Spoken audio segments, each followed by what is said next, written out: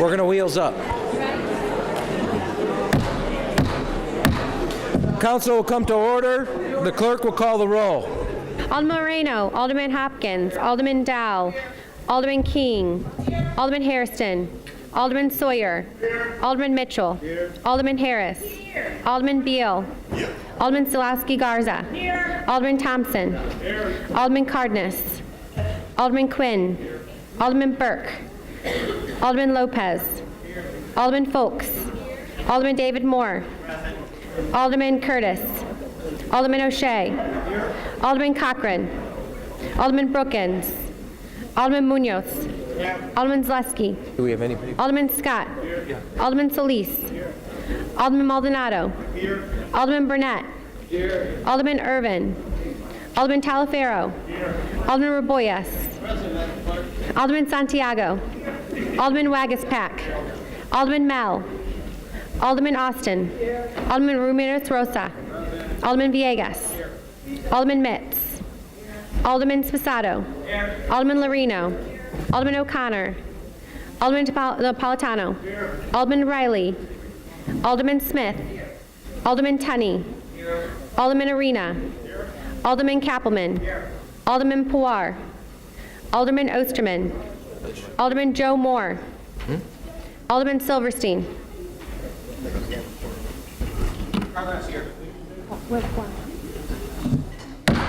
We have a quorum. Please stand. The Pledge of Allegiance will be recited by Alderman Hopkins. I pledge allegiance to the flag of the United States of America And to the republic for which it stands, one nation, under God, indivisible, with liberty and justice for all. Please remain standing. The invocation will be delivered by Bishop William Hudson III of the Prayer and Faith Outreach Missions. Let us pray. Good morning, God. Thank you for being good, and thank you for another morning.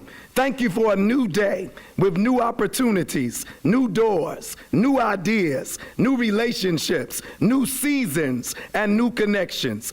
We pray for the city of Chicago. Bless our mayor, Rahm Emanuel. Bless every alderman, every city official. Give them wisdom, knowledge, and direction for today. We pray for your protection. Protect our schools, our churches, our hospitals. Protect our police department, our fire department, our children, and our seniors. We pray for provision. Provide for the homeless and the hungry. Provide for those in Houston, Texas, who are affected by Hurricane Harvey. We pray for your peace. Somebody couldn't sleep last night. Give them your peace. Peace for every stressed and depressed mind. We pray for your presence today. In Jesus' name, amen. Amen.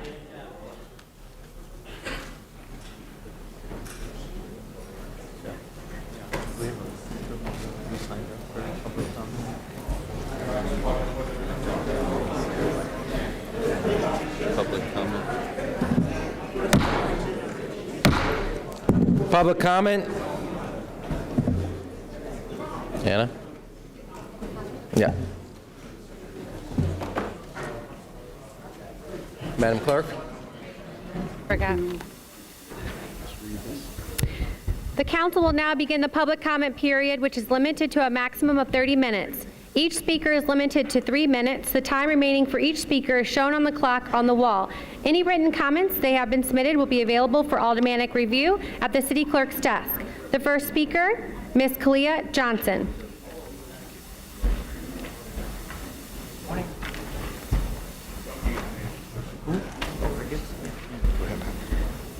I wanted to begin by saying that I've noticed that my first meeting here, there's been a lot of complaining, and I just want to say I'm not here to complain, but to say I am very grateful. I've been homeless now for about 3 years, and I'm also in college, and I wanted to ask a question that I've been wanting to run for Chicago alderman, and I've called the Board of Elections. I haven't really got a straightforward answer, but it's very important to me, and so I talked to 2 aldermen last time. I didn't really get a specific answer, but I appreciate them giving me some information, so if anybody knows how I would go about that. I think the elections, they told me start next year, so I would really like to run. I'm majoring in political science, and a lot of people have been complaining about the government, but I just wanted to thank the government for all of their assistance programs that have helped both me and my family. I wanted to thank them for giving me a roof over my head when I didn't have one, and food. And I also wanted to thank them for paying for my college, because I never thought I would be able to go to college, and I'm thankful for that. And so I wanted to say that I'm also a Christian, so I believe that everybody should be praying for those who are in leadership, and those who are in authority over us, and that we shouldn't be divided on anything, and if nobody's perfect, so we should all help each other. And yeah, that's pretty much it. But I wanted to, my interest again is running for Chicago alderman, and also hopefully eventually one day president. So that's it. Thank you. Thank you, Ms. Johnson. The next speaker is Kathy Shanley.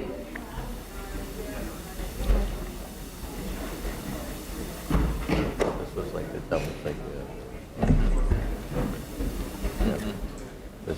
Good morning. My name is Kathy Shanley, and I'm giving my time to Emma Lozano, who is right here.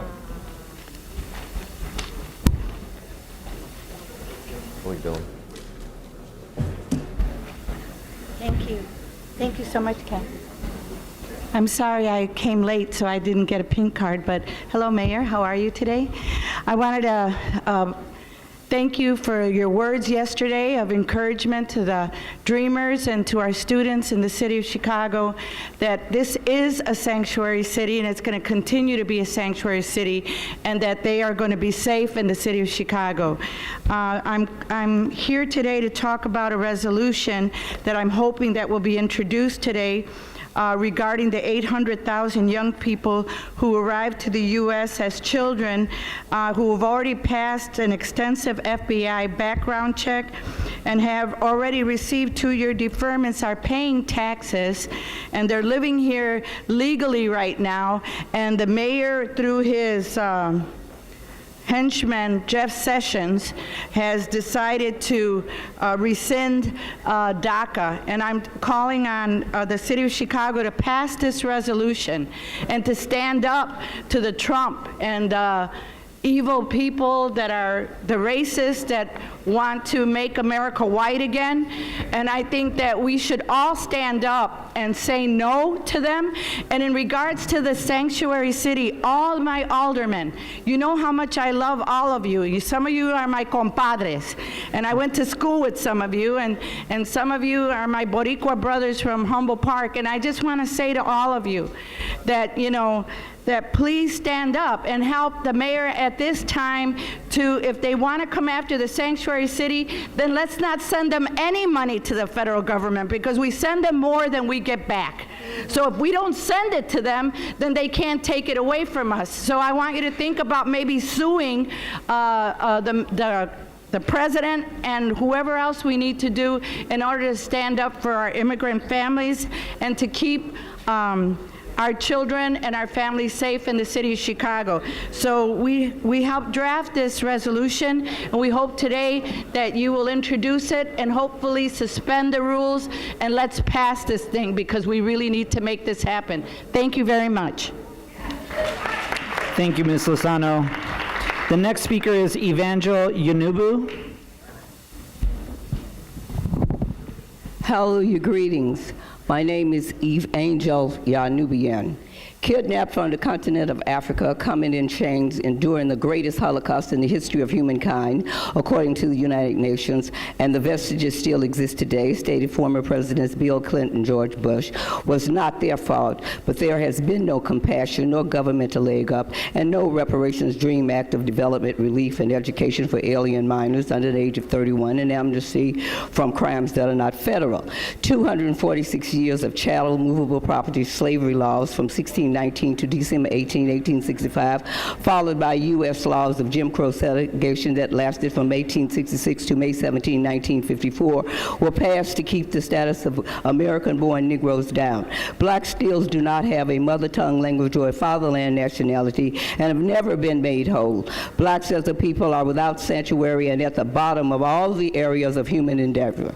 Yet former President Barack Obama had no compassion that included them in the Reparations Dream Act of Development, Relief, and Education for African American minors under the age of 31, and amnesty from any crime that's not a federal crime. No governmental leg up, but a continuation of pull yourself up, which would be possible if it was not for laws that put conditions of life that make it hard for American-born blacks to function in whole or in part, which is defined as genocide.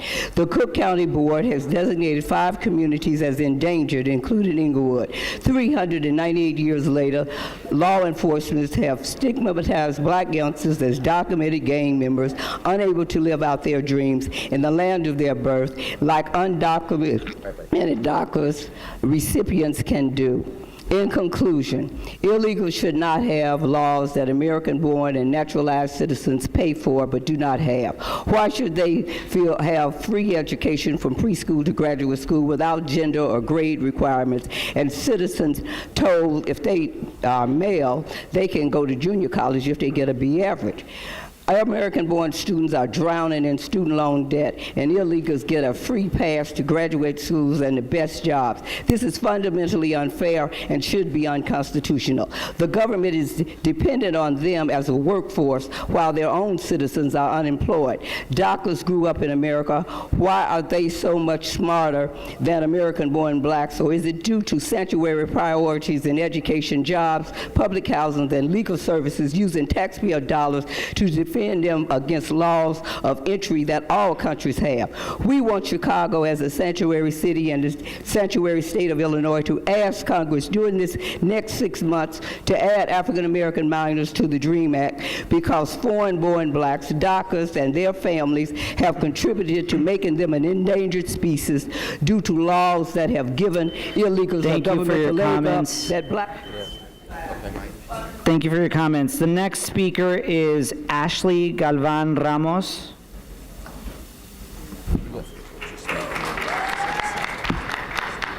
Good morning. My name is Ashley Galvan Ramos, and I am a sophomore at Dominican University.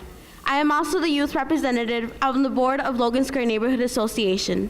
I am here to comment on the Affordable Requirement Ordinance pilot area that the city is proposing, called the Milwaukee Corridor. First, I want to say that I am happy the city is finally trying to find a solution to stop the displacement of families in gentrifying communities like Logan Square, Avondale, and Hermosa. Since 2005, 19,000 Latinx people have been displaced from Logan Square alone, according to the United States Census. The people being displaced are Latinx families like mine that are in search for affordable apartments that have 3 to 4 bedrooms. I am afraid that this new solution won't help families unless there are incentives for developers to build affordable housing that are 3 and 4 bedrooms. Only 22 3-bedroom units have been built through the ARO since 2007. 0 4-bedroom units have been built through the ARO. Unless there is an incentive for family-sized units to be built, this pilot ARO will not help families that are being displaced, the people who this ordinance intends to support. What use is 15% or 20% affordable requirement if a developer is only building studios and 1-bedrooms? For example, I live near Diversity and Pulaski, where Alderman Millie Santiago is supporting a developer who is building 125 units and 1-bedrooms. 4K Diversity Partners plans to have 125 units built and agreed to provide 10% affordable housing on site under the ARO. Unfortunately, these units will not fit families of the 31st Ward who need 3 to 4 bedrooms apartments. These apartments, what the developers call junior apartments, will not fit the families that are in the Avondale and Hermosa neighborhoods. It's developments like these that are tearing my community apart. Did you know that the most accurate predictor of a child's health and education outcome is whether or not the child has a stable home? We ask the City Council to take this matter seriously. Gentrification hurts children and families and creates more segregation. We need our aldermen and mayor to do what is right. We ask the ARO pilots include incentives for developers to build homes for families. Finally, I want to make a connection between the housing instability in our neighborhoods and how it impacts our public neighborhood schools.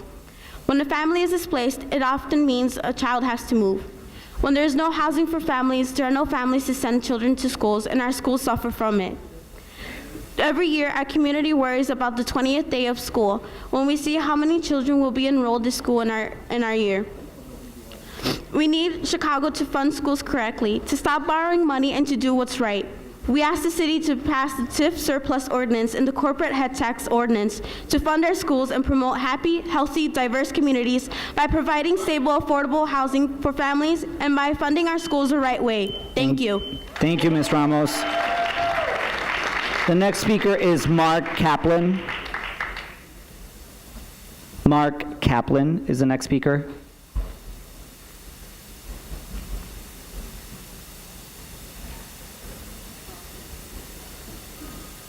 Going once.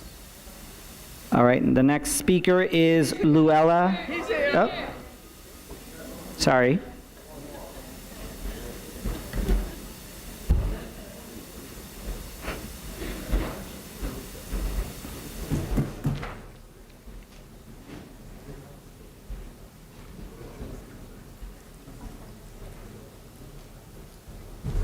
I'm ceding my time to G2 Brown.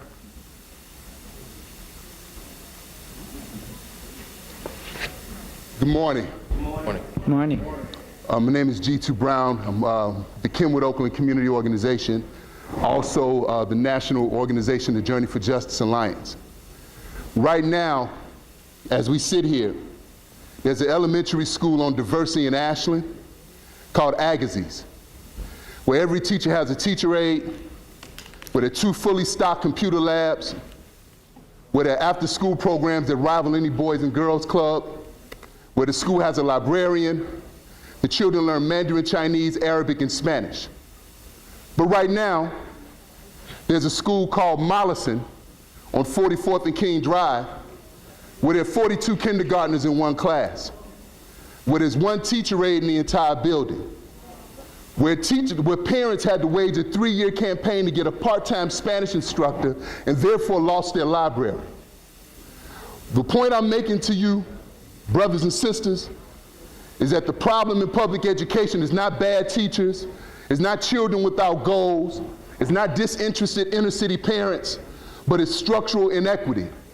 It's the fact that we have refused to have the bravery to challenge the mandate of Brown v. Board. And I'm telling you, as a parent, as a person who has worked with children for 25 years of my life, who has officiated funerals without being a public official, that if we don't confront the issue of equity, then what we are doing is we are putting Band-Aids on a bullet wound. We cannot charter school our way out of this. We cannot close schools our way out of this. We cannot ignore the fact that when parents say they are being harmed by particular policies, that this is not political. I represent a community organization with 1,000 members. Most of our members, Mr. Mayor, has an annual family income of about $37,000, the working poor. I'm the person that they come to when they say, there are 47 children in my class. We had a great teacher, she got cut. So what I would say to you, Mr. Mayor and the City Council, there was an agreement to expand 22 sustainable community schools. That was a community demand put in the Chicago Teacher Union's contract. We forcefully demand that that initiative is supported and implemented. There are cities like Cincinnati where you can see where community schools work, where people don't have to use selective enrollment tricks. They don't have to push out children with special needs in order to make their results look better. In Cincinnati, the opportunity gap between black students and white students from 2003 has shrunk from 17% to 3%. Thank you for your comments. That's my time. Thank you very much. We demand sustainable community schools now. The next speaker is Luella Pickett. Hey, Anna. Luella Pickett.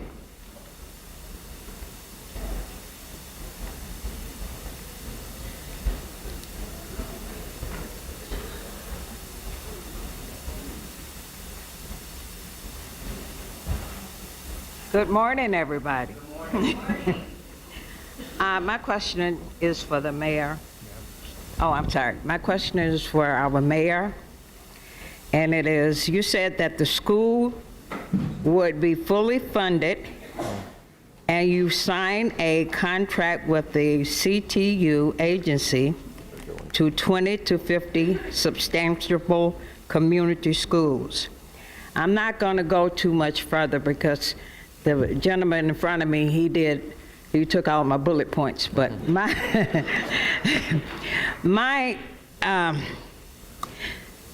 comment, by me being a grandmother, by me being a woman of color, what has bothered me is that most of the schools that have been cut, they seem to have been cut from the black communities. You're not giving the little people a chance to grow. What I'm seeing is that there have been, I guess like the 50s or 60s, everybody was carted to a white school and all that. But these children, they are babies, and there's no schools. They have to go way across Skokie to go, and they live in, right here. But anyway, my bottom line is this. I'm asking that you would do some funding to keep some of the schools in the black community. This is not what I was supposed to read. This is from my heart. Thank you for your comments. The next speaker is Ana Centeno.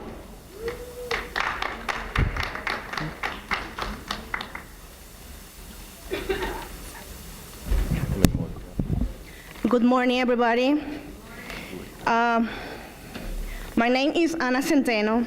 I'm parent of Mozart Elementary School and board member for LSNA, Logan Square Neighborhood Association. I love Mozart Elementary School. Mozart and LSNA, it has working together around 20 years. Parents, students, and teachers. I had a dream one day, maybe my school is #1 in the nation. Why not? Right now, my school in the last 4 years, it cost around 1 million. And number to the students, 200 of the students. Only I want to say, Aldermans, Mayor Emanuel, remember who put it in that chair. Your community. White, black, any domination, it put in that chair. And right now it's necessary work for your community, not for the big factories, making big money for somebody else. Remember, you are there for your community. Right now, in my area, it make a building to donate the field, make a housings, a studio. In my area, it live families. How you going to live in one studio when do you have 2 or 3 children? For me, it's impossible. Right now, the rent is going high. Why my children, he lost that time with my husband because he need work 3 jobs to pay the rent. It's not fair. You're here for fighting for your community. You here for fighting for that children, and you never know that children in that school is going to the president of the United States. Maybe that children, it covered your chair. Because you know what? I'm sorry to say, you're not making your job good. I had 3 more, 20, okay. And you know what? I say, thank you, because I want to change. I want money for my school. I don't want no more cut. The year start, yeah, it start, but what I have in the middle to the year? Another cut? More students get out? Okay, I need to get out. Thank you for your comments. Thank you. The next speaker is Patricia Boughton.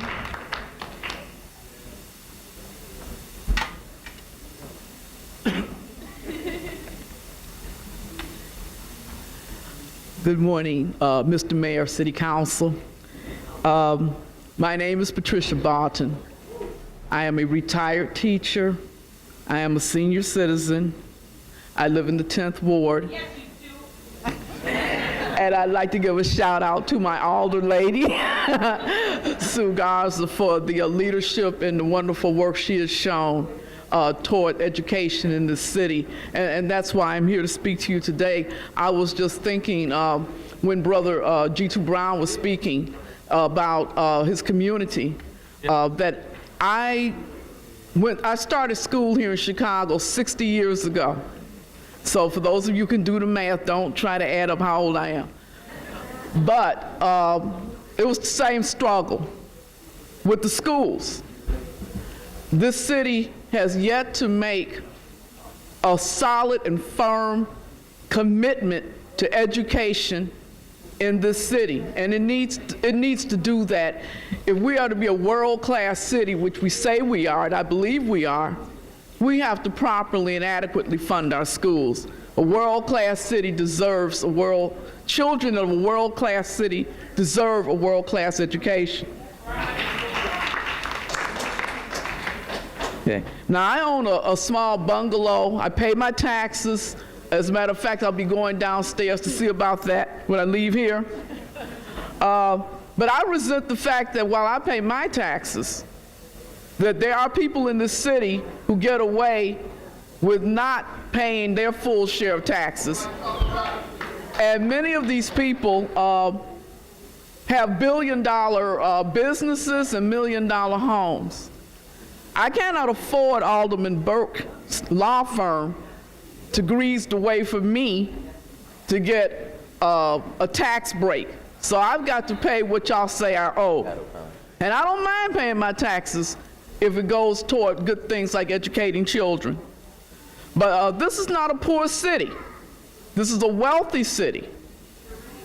Billions and billions of dollars pass through the city every day, and there is no reason why we are cutting school programs, closing school libraries, not buying books. We can do this, but the will has to be there. And the will has to be with what the people want. The average person in this city wants a good school system. Everybody should want one. A good school system brings people into the city, and eventually the city and everyone in it profits from that. We have to commit ourselves to doing that, and that means that we've got to raise revenue, and we've got to get revenue from those who Thank you very much. The next speaker is Caretha Ford. Caretha Ford. Yeah, we'll go before him. We got to do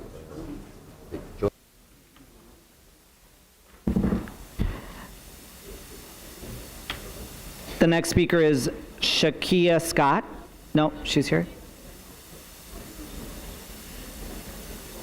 Hi, I'm Caretha Ford. I'm a former student at Bronzeville Scholastic Institute, and I'm speaking on the behalf of Chicago Public School Libraries. The library was a really big part of my whole year at Bronzeville. I went there for book club, and when I first began, the book club was closed because of funding. And even though it was closed, we still rised up from that and continued to read books. The library provided a safe place for some of the students. It provided a place to escape everything when you're done with your homework. The library teacher, Ms. Saeed, helped with projects. When we had to do history projects, she would call leaders from past marches or events and stuff, and she would actually ask them to talk to us, to help us with projects. Let's see, what else can I say? The library is just something that's really big, and I feel like because we're in a low-income neighborhood and we're also in a low-income school, they don't want to provide as much. And even though they say they're trying, imagine if it was your child at this school. Would you want the library to be closed? Would you want this access cut off from students? They have to sit here. If they need help from somewhere, where's they gonna get this help from? You have to think about that stuff. Students can't just go where they want to go to get the help they need if they're in low-income places. The library was that place to help with the resource they needed. Ms. Saeed helped with the resources that they needed. Without her, we wouldn't be as successful as we wanted to be. For the fact that we go to this school and we look at TVs where people go to this school where they have all this access and we have nothing, and how we have hand-me-down books, how they have the upgraded version. We have to really think about that things. That's all I have to say. Thank you. Thank you, Ms. Ford. The next speaker is Shakia Scott.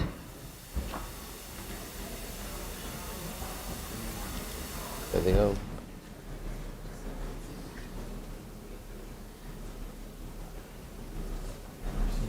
Good morning, everybody. My name is Shakia Scott. I'm under the third ward under Alderman Pat Dowell. I'm here for the librarian as well. I'm here, I used to formerly attend Bronzeville Scholastic Institute, and I believe that we need our librarians around because not only is they just librarians, they're a strong support system for the school. I believe that not only do they don't just do their job, they do above and beyond their jobs to help us out. And with me, I wasn't always someone you could just talk and do things, but Sarah Saeed, Miss our librarian, I'd like to give a applause because she went above and beyond to help me out. Now I'm currently in the military, and if it wasn't for her, I don't think I would be in the military today. I don't think I would have no goals, but she has helped me out. She has talked to me. She put me on the right track. And I believe if we don't have our librarians, who do we go to if we don't have nobody else to help us? Because we just don't need books. We need people to talk to. We need people to help us out. And she has done wonderful things for Bronzeville. She has made Bronzeville stand up. And previously, Pat Dowell has helped with a lot of other layoffs at our school. We are losing our teachers. We are losing our principals, but for her to still be here shows me something that she's doing her job, and she's doing it very well. So that's really what I have to say. I believe that we need our librarians. If y'all could really help us with that, we need them. Thank you. Thank you. The next speaker is Joy Clendenning.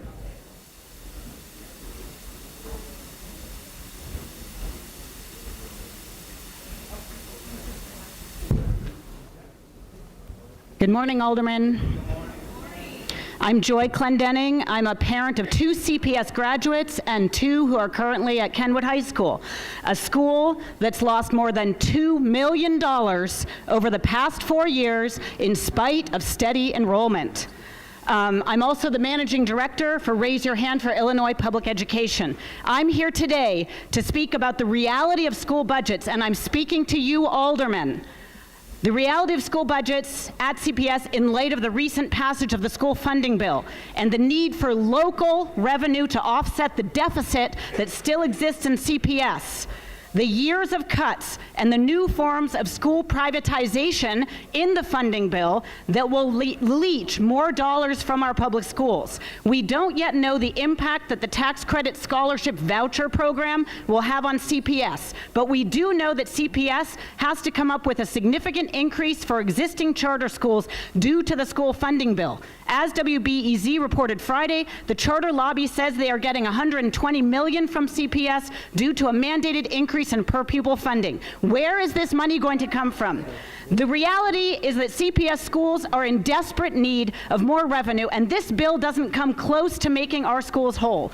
This year, CPS has only 138 librarians for 500 district schools, 257 full-time music teachers for 500 schools, 78 full-time foreign language positions for all of our elementary schools, and substandard ratios for school clinicians across the school district. And there's more. Neighborhood high schools have been decimated again. Schurz, Foreman, Julian, Kelly, Dunbar, Marshall, Kelvin Park, Harlan, Harper, Mather, all lost 10 or more positions. Who is looking out for our most vulnerable students in Chicago? We hope you are. Meanwhile, TIFs have brought in a record $561 million this year. Where is the urgency from this body to use more of that money to fund our schools? Why hasn't this body vigorously debated revenue options for our schools? Why hasn't the corporate head tax ordinance at least been debated? It is your job to debate these issues. It is your job to take action on these issues so that your constituents know where you stand, which should be with them and with our schools. Aldermen, we need you to free the funds. We need you to take action now. Thank you. Thank you. The next speaker is Robert Rodenberg.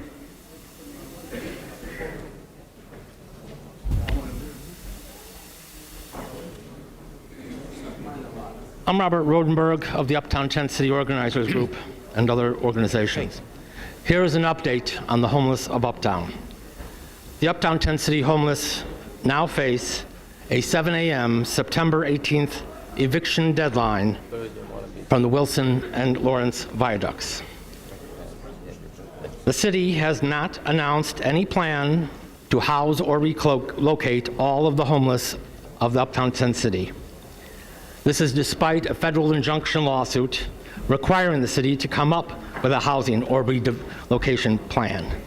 Several of these options of relocation listed in the lawsuit do not require much city money. The city also faces a potential, at least, Chicago Coalition for the Homeless lawsuit about the deliberate discriminatory redesign of the viaducts, creating a new bike lane on the sidewalks of the viaducts, blocking future tent cities under them. This in a city in which riding bikes on the sidewalk is an illegal, ticketable offense. The Department of Family and Support Services advice to the homeless is as it is now, is as it was before: abandon your property, go to a homeless shelter in Uptown, or the homeless shelter of the Pacific Garden Mission, far from the social service network of Uptown. This advice violates the Illinois Homeless Bill of Rights and the personal dignity of the homeless in Uptown. Some homeless Uptown Tent City residents have had bad experiences in shelters. Others do not want to be separated from their spouses in the gender segregated shelters. And many just don't want to, many want to maintain their sense of dignity by living outside of the institutionalized shelter system. We at Uptown Tent City Organizers Group strongly and urgently ask the city to act responsibly and quickly to house or relocate the Uptown Tent City homeless who have suffered long enough. Homelessness is also related to housing. The mayor and city council have shown their support for affordable housing via the SRO preservation ordinance, the revised ARO, the ARO pilot program being announced today, and making the CHA a bit more accountable and completing its multi-year plan for transformation. The mayor and city council has also shown that the city is a welcoming city. Thank you for your comments. Let's welcome. We'd like to thank everyone. The time allotted for public comment has expired.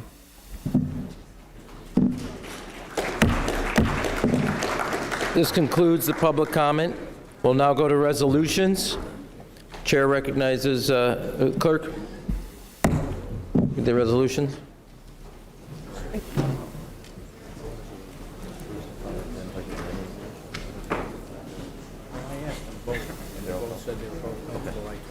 Okay. Madam Clerk.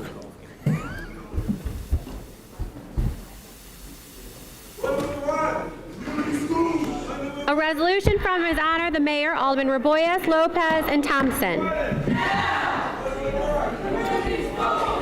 Whereas in the early afternoon,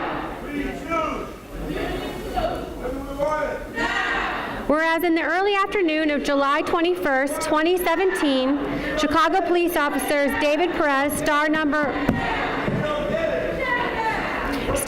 14864, and Victoria Mendoza, star number 14334, were dispatched to the scene of an armed robbery to a T-Mobile store at 43rd Street and Ashland Avenue, in the back of the Yards neighborhood on Chicago's South Side. Do we start over? Yeah, we're going to start over in a second. Okay. Okay.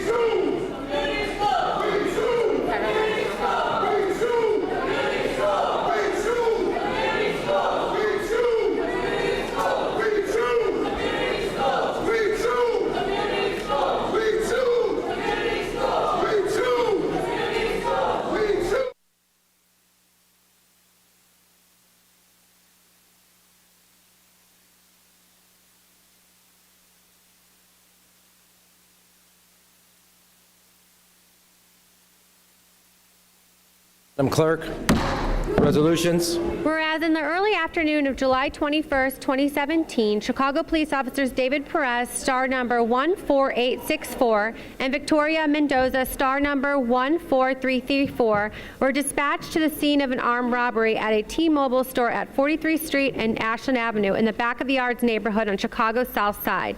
And whereas armed robbers entered the store, rounded up store's employees and customers, and bound them with zip ties. And whereas one employee managed to slip out the back of the store undetected to alert police, while a customer escaped through the front door before the offenders fled the scene in a waiting vehicle. And whereas officers Perez and Mendoza immediately pursued the offenders. And whereas when the offenders reached the west side of Ashland Avenue, they pointed their guns at the pursuing officers and began firing. And whereas Officer Mendoza was shot in the leg, the bullet shattering her knee, and whereas ignoring the significant risk to his own life, Officer Perez continued to pursue the offenders on foot. And whereas during the first foot chase, Officer Perez took and returned gunfire with at least one of the offenders. And whereas thanks to the bravery and relentless determination of Officer Perez and other pursuing officers, the offenders were arrested and charged with armed robbery and attempted murder.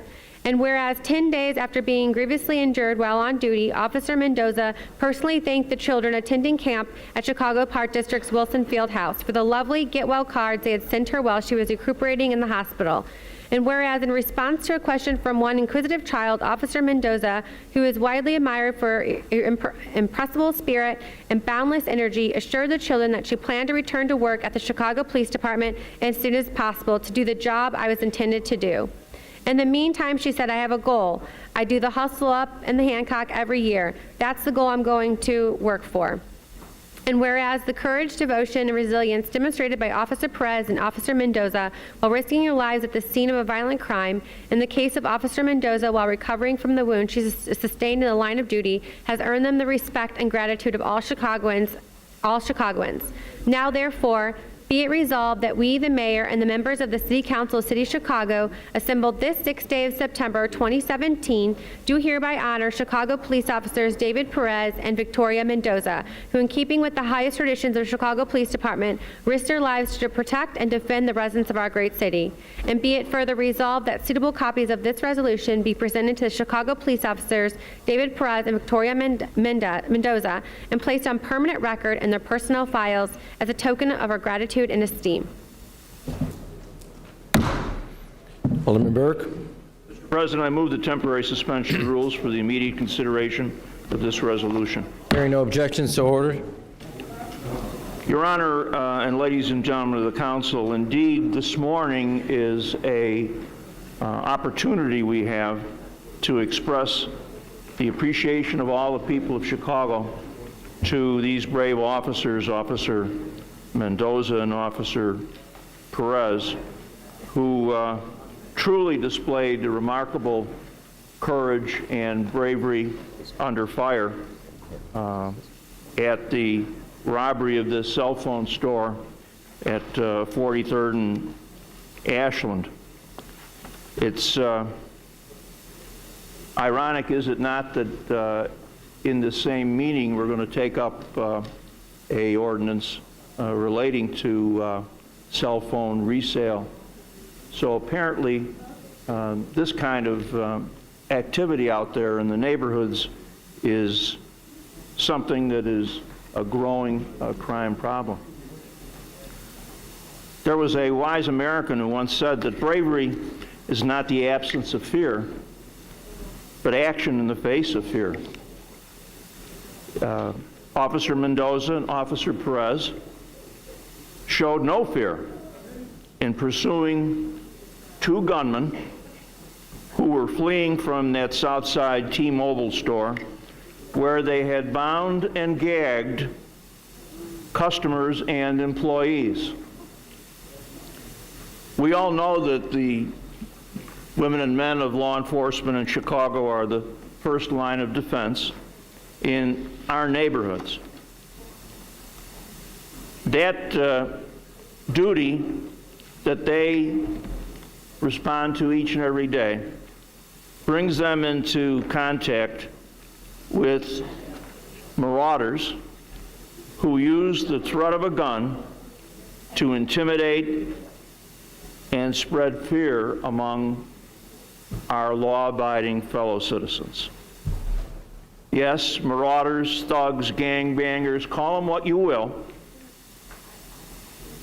These two failed in this brazen daylight holdup simply because Officer Mendoza and Officer Perez, who exchanged gunfire, by the way, with the offenders, and other Chicago frontline responders arrived on the scene to take charge.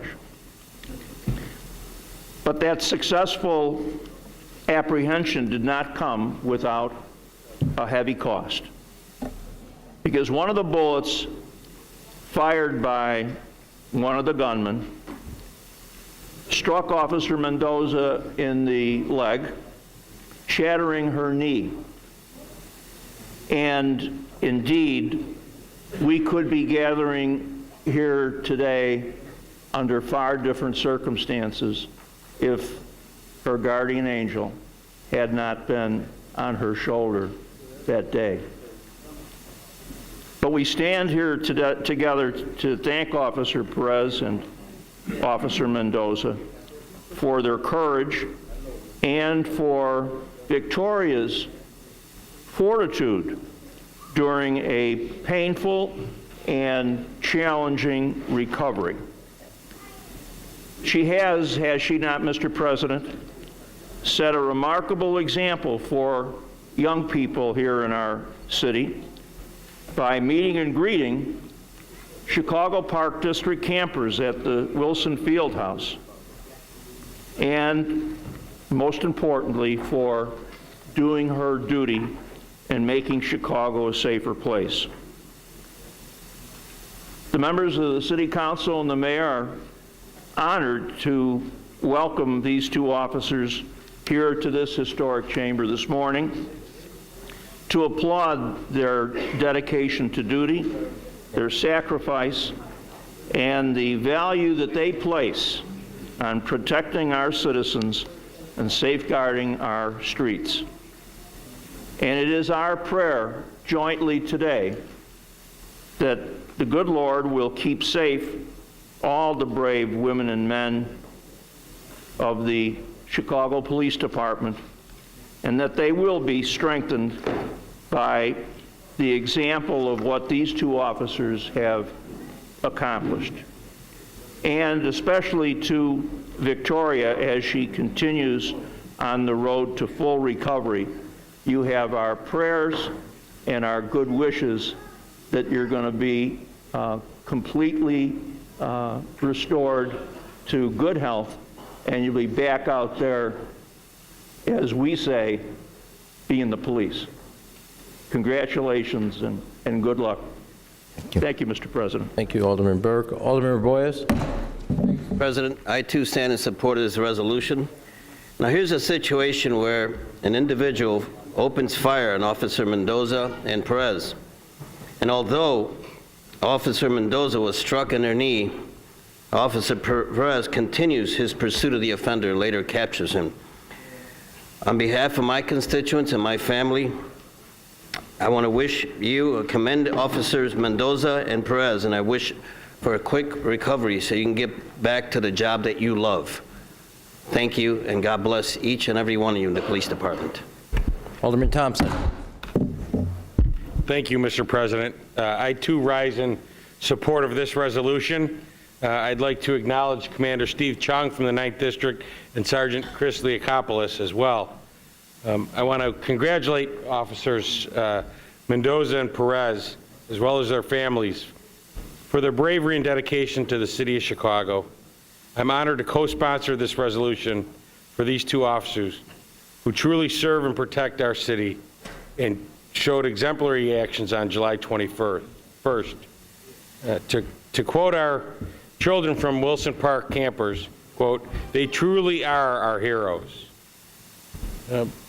Protecting the city of Chicago, running into harm's way without regard for their own safety is truly commendable. It's unfortunate that almost at this same intersection on May 2nd, 2 other officers were shot. 2 of the 3 offenders that were involved in the incident with Officers Mendoza and Perez had previous gun charges. One of the offenders was on parole for a 2014 gun conviction, and another had a 2017 arrest for an unlawful use of a weapon by a felon. The individual who sold the gun to the gang members that were used in the May 2nd shooting of the police officers was released on his own reconnaissance on a federal weapons charge. This is unacceptable. We need to continue to pass sensible, reasonable gun legislation to protect the police officers as they're out there doing their job. It's unfair to them and unfair to the city to have police officers outgunned by these individuals. But today, I want to honor these 2 officers and thank them for their work and dedication. I want to congratulate them, and on behalf of my family, the residents of the 11th Ward, I want to wish Vicki a speedy recovery, and hopefully she will be able to achieve her goal of the hustle up the Hancock, which she does every year, and hopefully she'll be able to do that. And to Dave, I want to thank you for your bravery and continued support, and I know you're looking forward to having your partner back, and so you don't have to come to any more office meetings with us and get back on the street, because sometimes those are worse. But I want to thank you, and I want to thank all the Chicago police officers and our first responders. It's the greatest police force in the country, despite what some people may say. And I just want to thank all of them for their continued support and dedication to the city of Chicago. Thank you, Mr. Mayor. Alderman Lopez. Thank you, Mr. President. I rise in support of this resolution because before us today, we have two of the 9th District's finest. We've all heard the story, and I can tell you, as being one of the individuals who was there that night, to see Victoria comforting her family more so than they were comforting her. To see her brothers and sisters in blue standing together in light of this tragedy is a painful reminder for all of us that some of our neighborhoods, many of our neighborhoods, have threats not only against the police, but against the residents, and sometimes even against some of us. The threats are real. Go ahead.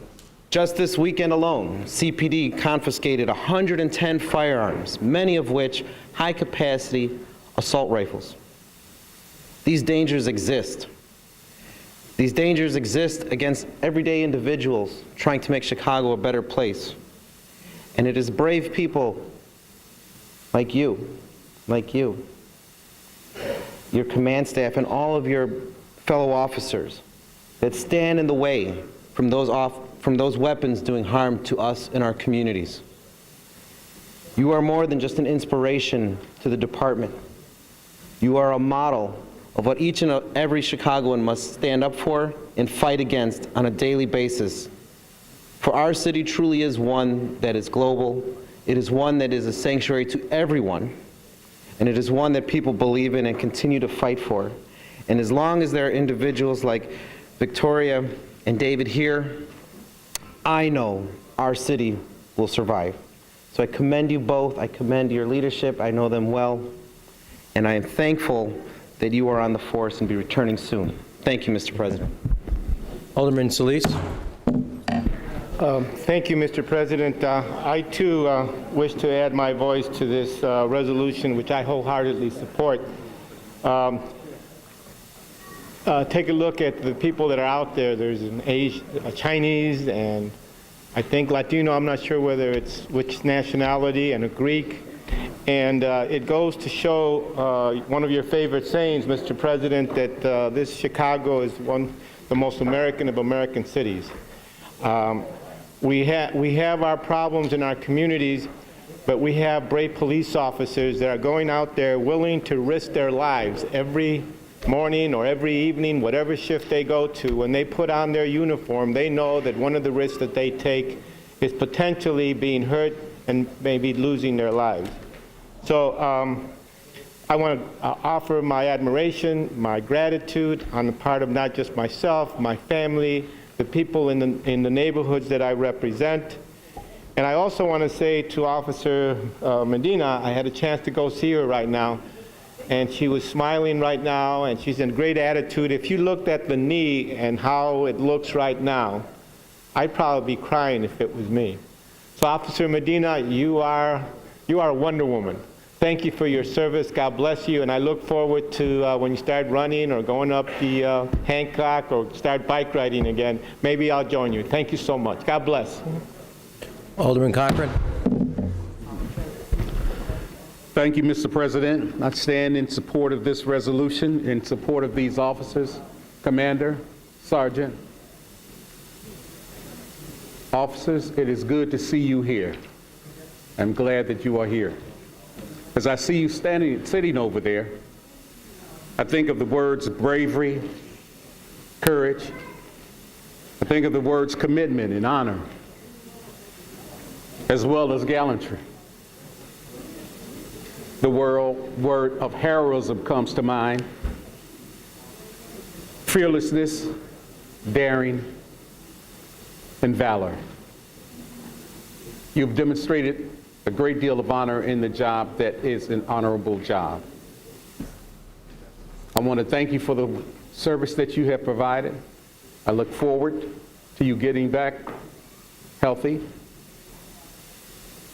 And it is not an easy task to mentally resolve someone trying to assassinate you. I hope you get the help that you need. Commander, good looking out. Sergeant Perez, take care. God bless you. Alderman Telefaro. Thank you, Mr. President. I too rise in support of this resolution and wanted to personally thank Officer Mendoza and Officer Perez. We are very proud of the bravery and courage that you guys displayed, and I think just as equally important, we recognize how proud both of you are to wear the uniform that you wear. And Officer Mendoza, I personally want to say that you've inspired kids as well. With this being a very difficult situation that you're going through and recovering, you still took the time to encourage some kids. And believe it or not, some years down the line, they may become police officers because of the bravery that you've displayed and the courage and the encouragement that you gave them. So thank you so much for wearing that uniform and protecting us here in this city. Thank you, Mr. Mayor. Thank you. Alderman Napolitano. Thank you, Mr. President. I too rise in support of this resolution. To Officer Perez and Officer Mendoza, this resolution plays out like a movie script. And it's an honor to know that officers like you put that uniform on the next day and go right back to work. When your recovery comes, take as much time as you can, get better. It's a blessing to us as a city to have you out there. Commander, I love to see that you're sitting right next to your officers, as a true commander should do. Sarge, I think me and you pushed a beat car together in the Austin district. You got a great man sitting next to you. Mr. President, thank you for supporting our officers. Great job. Job well done. Thank you, Mr. President. Alderman Spizzato. Mr. President, I too support the resolution. Before the officers were in here, I had the honor and the privilege of speaking to them in the back room. I do have to say, before I commend them on their great job, the commander and the sergeant were quite gleaming over this. So they're so proud of their officers. So congratulations to you guys too for they reflect leadership what they did. So. But David and Victoria, I just wish you the best. Thanks for what you do. Thanks for working in a tough neighborhood, a tough district, and protecting us. And Victoria, Godspeed to you, and I hope you get well fast. Thank you, Mr. President. Thank you. Alderman Curtis. Thank you, Mr. President. I too rise to support this resolution. I commend Officer Mendoza and Perez for a job well done. Thank you for your sacrifices and not looking at your careers as just a job, but being a real public service. Thank you for well covering. Thank you, Mr. President. Thank you. Alderman Cardenas. Thank you, Mr. President. I too joined, and I rise to join this resolution. And I want to say very briefly, thank you, Officer Mendoza and Officer Perez, for your service. Thank you for your bravery. And thank you for setting the example for other colleagues of yours, and more importantly, for inspiring youth and all the possibilities and how one should perform under duress and with tremendous professionalism. I want to congratulate Commander Chung for his leadership. As you know, obviously it reflects on his team. Got a great number of officers there in the 9th District protecting all our communities. I thank you all. Keep up the good work. And it shows to the rest of us that it can be done. We can police the city, and we can bring crime under control as should be happening. Thank you, and God bless you. Alderman Dowell. Yes, thank you, Mr. President. As the 3rd Ward enjoys the services of the police officers of the 9th District, and so on behalf of our community, we want to congratulate and thank Officers Perez and Mendoza for their service and for their bravery. I think that this incident really shows the importance of partnership and teamwork of partners in the police department, and so that's also acknowledged today. And to Commander Chung, thank you for your leadership and for having the back of your officers. Thank you. Any other alderman wish to speak? If not, on behalf of the city, to Officer Mendoza and Officer Perez. One is I want to thank Officer Mendoza. Before even this incident, when I ran with her when she was a cadet, she decided not to pass me on the run. So I want to thank you for not making the mayor feel so old. Second is, on a very important note, we're going to all be with you when you hustle up the Hancock and make that goal an accomplishment and a reality. And we have all the confidence, given your attitude, your spirit, and your determination, that that will be happening in the near future. I also do want to draw 2 points that I think are relevant that were said but need to be underscored. One is that Alderman Burke noted that later on today, as I talked to you earlier, we'll be passing an ordinance to toughen the laws as it relates to the secondary phone market, which is exactly what you were doing to stop that robbery. And the actions that we take here reflect a reality out on the streets, and we hope it has the deterrent effect that this is intended to do, so another officer and their partner do not face the situation you faced. The second thing is what Alderman Thompson noted, that the individuals you were dealing with at that robbery were out on prior gun convictions, never serving the full time that they were intended to serve, which is why the superintendent, who's also recovering, and I talked to him earlier this morning and last night, the superintendent and I worked so hard to change that law to ensure that repeat gun offenders are not back out on the street having only served a fraction of the time for their prior gun offense. And this is also a reality on the streets of the city of Chicago. And so both of those, the ordinance here and the legislation down in Springfield, reflect changes we need to do so that the work that our officers are doing is backed up by the laws of both the city and the state of Illinois. And it's said, but it's worthy of repeating. To your leadership team that is here with you, not just today, but they were with you that night, I want to thank them for standing by your side and giving you the type of leadership and the type of guidance that's important for our rank and file to have every day and every night. And I cannot wait to see you hustle up the Hancock. This time, rather than alongside you, I'll be behind you cheering. And that's all we're going to say. So to all of you, let's give them a hand. Thank you for your leadership.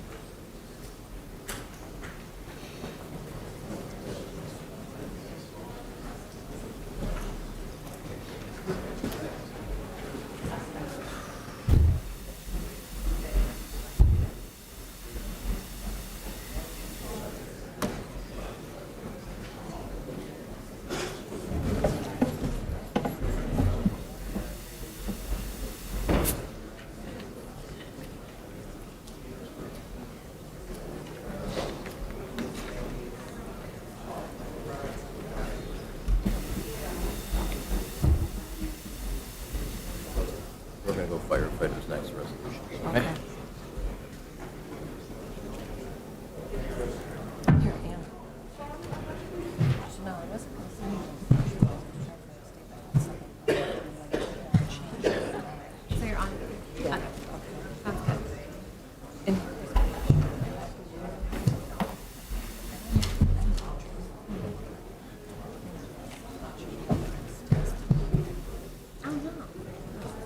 But anyway, I'll do it. So if you can find it, I'll...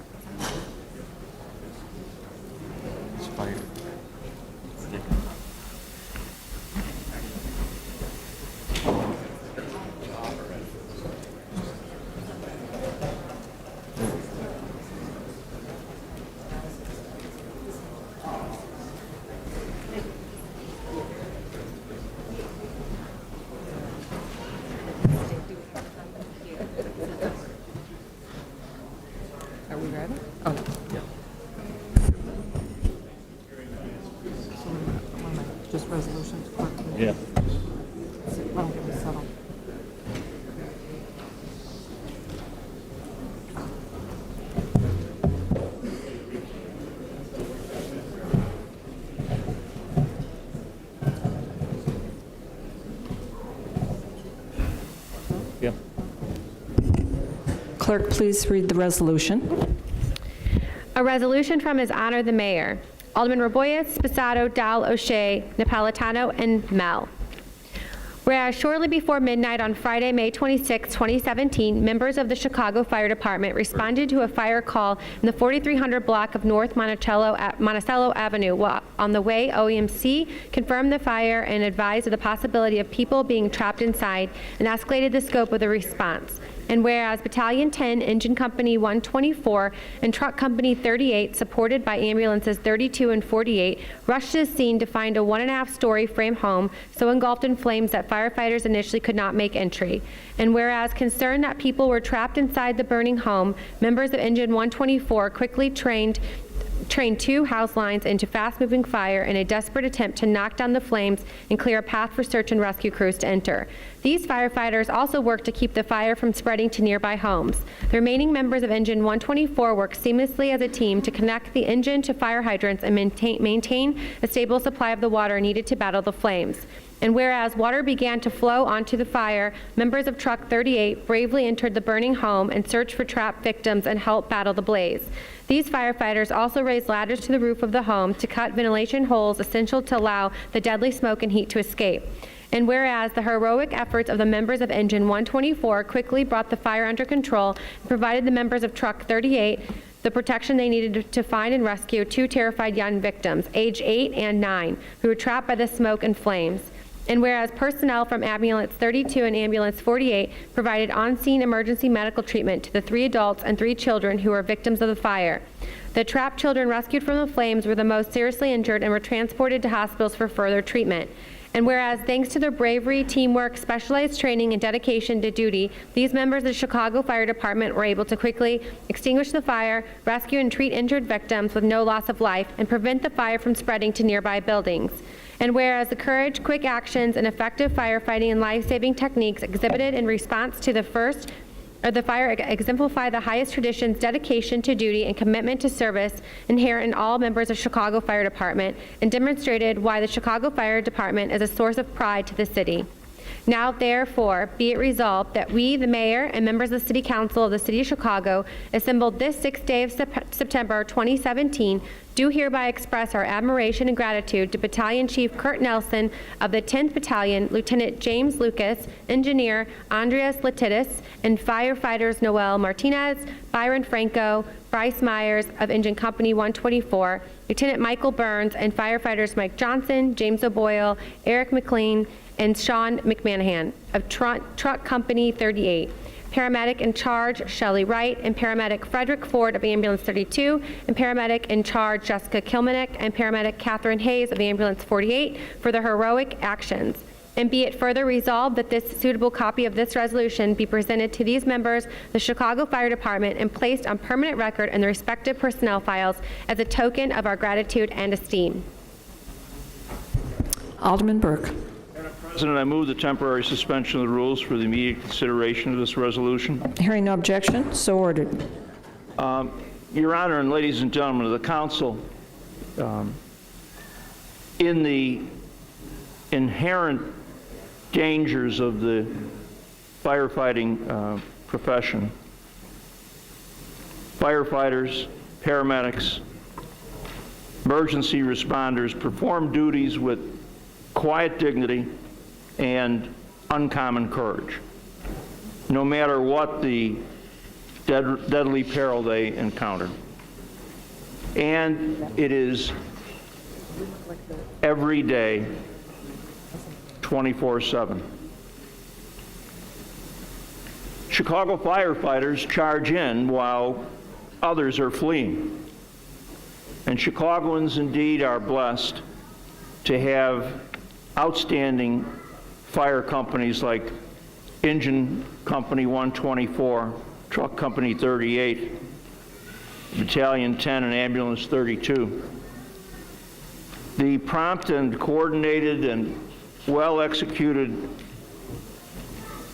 activities of these firefighters and paramedics that we've heard explained in the resolution brought about the rescue of 5 people, including 3 children from a residential house fire in the 4300 block of Monticello that erupted at 12:30 a.m. this past May 26th.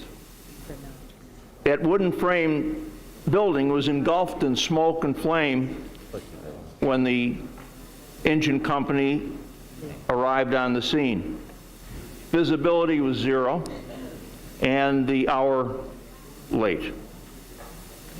No one was certain how many occupants were trapped inside, and the threat of the fire spreading to adjoining buildings was grave. Battalion Chief Kurt Nelson took control. An EMS plan summoned additional paramedics and firefighters to the scene. Lieutenant James Lucas of Engine 124 directed his team to lead out 2 hose lines and protect the path of exit. Meanwhile, Lieutenant Michael Burns of Truck 38 and members of his group commenced a search operation. Holes were cut in the slanted roof, and firefighters Eric McLean and Sean McMahon, led by Lieutenant Burns, entered the burning structure. Engine 124 extinguished the fire, and 2 victims were recovered from the smoldering ruins by firefighters. Of the 6 people that were injured in the fire, 3 were children. And so, Mr. President and ladies and gentlemen, today we have the opportunity in this historic chamber to express our gratitude, our thanks, and our appreciation to the members of Engine 124, Truck 38, and the EMS crews of Ambulance 32 and 48, whose courage and quick thinking prevented a terrible tragedy.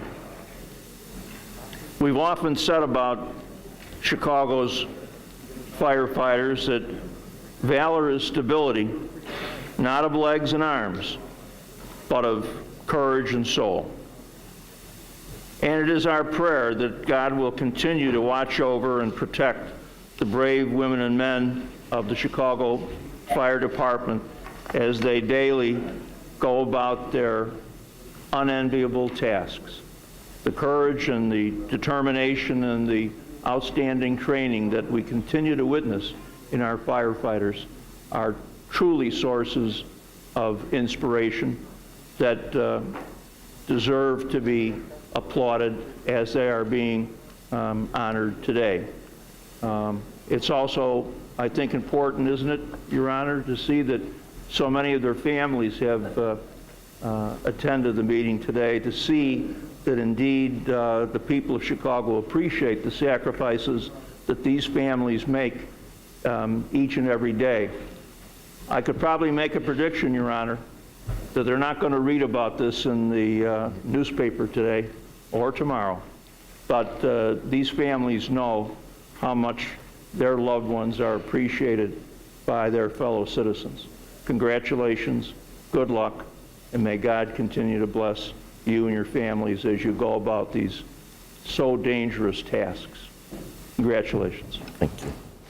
Alderman Boyce. Mr. President, I too stand in support of this resolution. Here we have a situation where firefighters run into a burning building. We're trained to move, to run the opposite direction, but you run right in. It's a structure that was burning, and they wanted to save trapped victims. 3 adults and 3 children were ultimately rescued by the firefighters. The fact that the firefighters decided to save the lives of these family members while placing theirs in danger is a true testament that you are the finest firefighting group in the country. God bless you, and God bless your entire family. Thank you. Alderman Dowell. Yes, thank you, Mr. President. I too rise to be associated with this resolution. I want to thank all the firefighters and paramedics for their heroic actions and your bravery and service to the citizens of the city of Chicago at this fire event. Your commitment and involvement does not go unnoticed and is very appreciated. I want to give a special acknowledgement to Bryce Myers of Engine Company 124, who is a member of the 3rd Ward Our ward thanks you for your courage and your ongoing commitment to firefighting in the city of Chicago. Thank you, Mr. Myers. Alderman Spizzato. Thank you, Mr. President. I too support the resolution. It's always great to see brothers and sisters being honored, so congratulations, everybody. A little bit more to the story that some people don't know about. So when firehouses are short, they move people around. They'll detail somebody into the house. So this was a day that Truck 38 wasn't at full staffing. They had 3 of the regular guys, but they had 2 guys, which you call detailed in. And that was Sean, who was detailed from another company. And I'm sorry, Eric. He was from another ship. So this was a pretty dramatic rescue. There were a couple kids buried under some clothes that these guys found under the leadership of their Lieutenant Mike Burns, who happens to be a very long-time friend of mine. But great job, guys. Great job by the medics. Way too often we dismiss what the medics do, and we forget to bring the paramedics around. But these 2 kids are alive today for the great work that the paramedics did also. And not only were the paramedics there, they also had a paramedic ride-along that was learned a tough test on what happens today. So congratulations, everybody. I appreciate you all. Little side note, Mr. President, I don't know that I would be here today without the help of Jim Lucas. He formed an army for me when I ran the first time around, and brought a whole bunch of people out to help my election. And Lieutenant Mike Burns, a longtime friend, one of the best guys I've ever worked with, one of the most fun guys I've ever worked with when he was a blue shirt like myself. But congratulations, everybody. I'm real proud of all of you. Thank you, Mr. President. Alderman Napolitano. Thank you, Mr. President. I too rise in support of this resolution.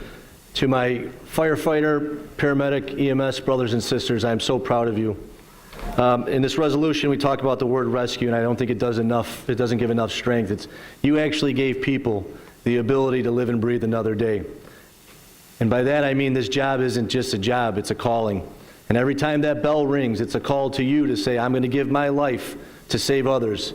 And you are the greatest fire department in the country, and you do it every single time. And this is proof of it. As well as my colleague said as well to our paramedics, I've seen you in action. You guys are the greatest. You're saving more lives every day than in the past that we've ever done before. I've worked with many of you. I've had a blast with many of you. I've seen what you guys can do in the field. Lieutenant Lucas, Lieutenant Burns, I've known you guys for a while. Incredible officers you have here. Hey, Jeff. To Sean McMahon, 41st Ward is extremely proud of you. We're grateful that you're one of our residents. I'm grateful that you put that uniform on every day. No matter what house you go to, you're going to do the job that you were trained to do, and you're going to do it with pride. Thank you to the Chicago Fire Department. Thank you all. Thank you, Mr. President, for this. Alderman Arena. Thank you, Mr. President. I too rise in support of this resolution and offer congratulations on a job well done. Talking to the number of firemen and women and paramedics that I have over my time in office, you guys are very humble, and I can only imagine that every call you try to treat with the same level of urgency. But I think when you get a call knowing that a fire is at this stage and that there are people inside, and furthermore that there are children there, I got to imagine that the sense of urgency to have an outcome like you had in this case has got to be in the back of your minds. And it's a testament to the dedication of what you do, the challenges that you take on, the danger that you face, that the outcome was a positive one, that family came out whole. And it's because of the risks that you take and the challenges that you take on for us. We're very proud that Shelley Wright is a 45th Ward resident and the paramedic in charge in this case. But I know we're very proud of all of you because regardless of the ward, when the call comes in, you guys step up and answer. So thank you from the bottom of our heart. Thank you, Mr. President. Alderman Telefaro. Thank you, Mr. President. I too rise in support of this resolution in supporting our firemen and our paramedics. As I said to the police officers that were before you, I'm very proud that you show bravery and courage every single day that you go to work. even if you're not attending a fire, just the thought behind your going to work to save someone's life every single day does this city great honor. I'd also like to say that, the reason why I stand to speak on firemen and police officers, because to me it's an honor to be able to do that. In my 21 years as a police officer, I've unfortunately had to see a few police officers, some that I know, pass away in the line of duty. And so to stand before you every time that you're being honored and recognized is indeed an honor for me. So thank you so much for your service to this city of Chicago and making us a better place. Thank you. Thank you, Mr. President. If no other alderman wishes to make a comment on behalf of the city and for the city to recognize that when you got the call and what describes selfless service for others, you ran into a burning building to save the lives of individuals you did not know, to breathe air that you could not breathe, and to find people you could not see. Thank you. Thank you for, when we say putting your lives on the line, being selfless, showing bravery, the heroism, and then all the training and support that comes with it. You are the finest fire department in the United States of America. Thank you.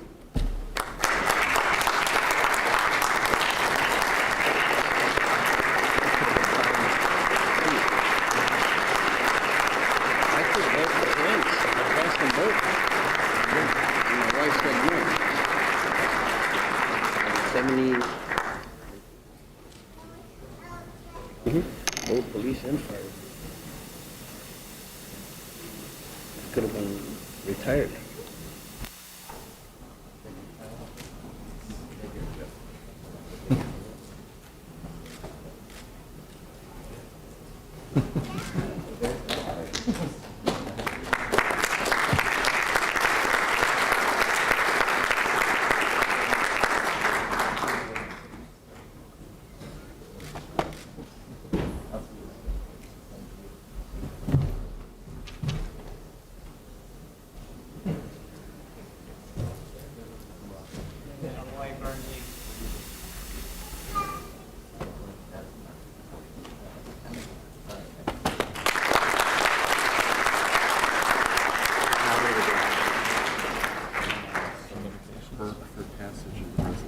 Alderman Burke. Your Honor, unless there's objection, I move that these resolutions be adopted by a viva voce vote.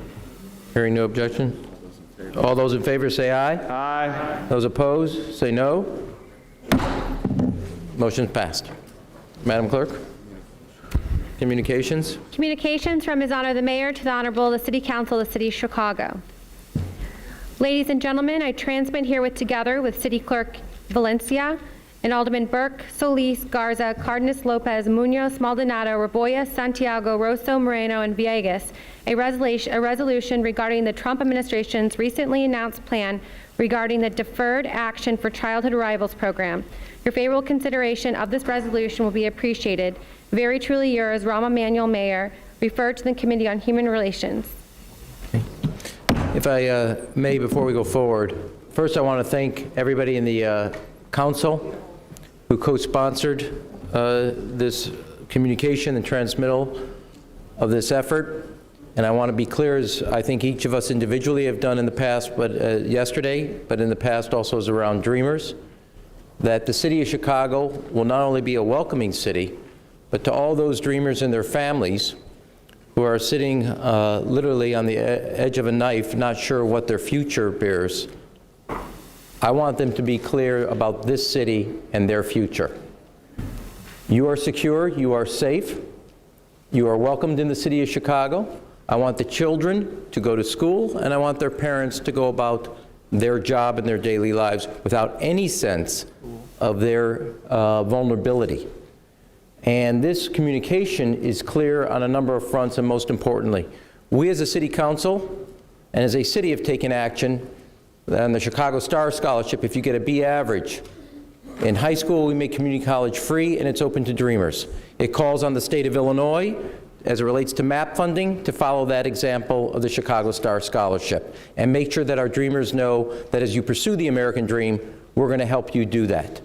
It also ensures that there be a legal fund, like the City Council has taken action, to those who are going to fight for their own preservation and legal right and recognition in this effort. Dreamers are fulfilling the promise of the American dream. And Chicago will step up and be part of that journey for these children who, through no choice of their own, because of their parents' decisions, no other country and no other place as home but the city of Chicago. And I want us to be clear about where we stand as a city. So I thank everybody for taking this action collectively and for us speaking, regardless of what part of the city we're from, with one voice. Thank you. Madam Clerk. Alderman Solis. Mr. President, I would very much like to speak on this resolution. I think what President Trump did yesterday is one of the most heartless, evil moves that any president in my recollection has made. I think he knows that for over 30 years, we haven't been able to get the Congress on either side to decide on a resolution to getting the comprehensive immigration reform done. I think what he's done, basically, he's thrown it to Congress to figure out what we're going to do. I think we are at a point where we have to organize, not just Chicago, but cities across the country. I think that we have to organize and target bipartisan support for this, for legislation to happen. I think that President Trump feels that nothing's going to happen and he's going to be pleasing his base, which is,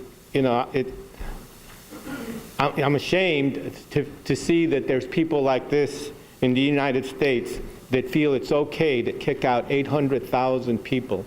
Even in World War II, when one of the most heinous acts happened in the United States, when over 130,000 Japanese were put in internment, Japanese Americans, this is the possibility of 800,000 young men and women, not counting their families, their brothers and sisters, their parents, whatever, being put away into a country that they have never really known.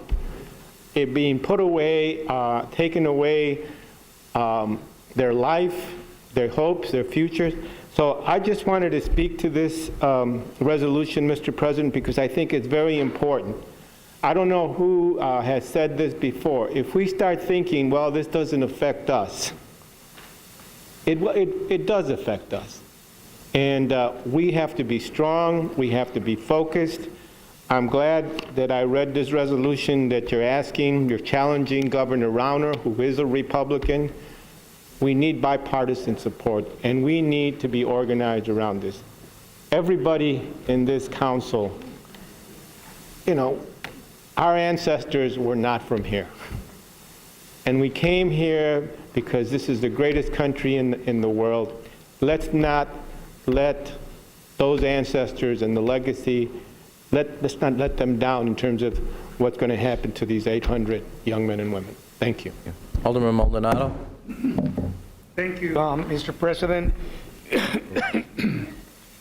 As we are about to start celebrating Hispanic Heritage Month, Donald Trump recognizes us by eliminating the DACA program.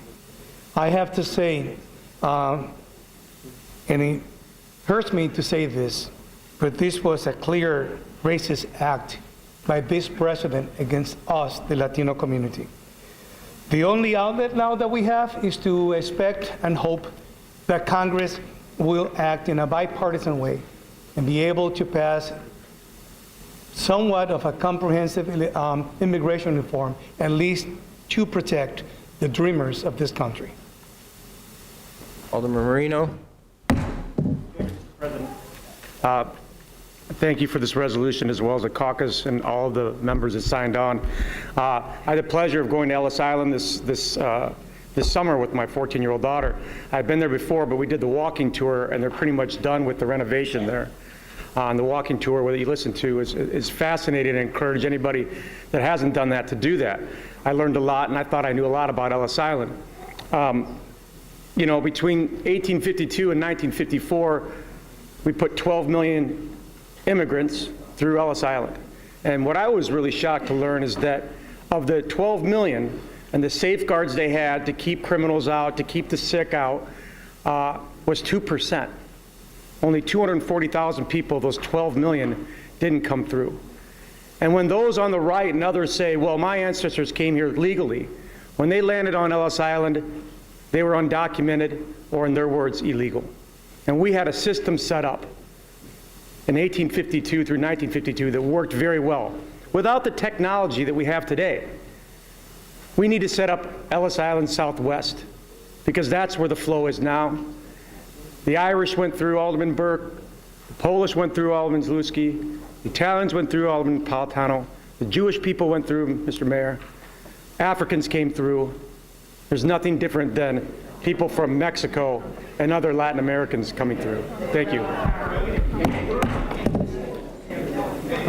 Alderman Villegas. Thank you, Mr. President. The repeal of DACA is nothing more than political pandering for a president that has record low approval ratings.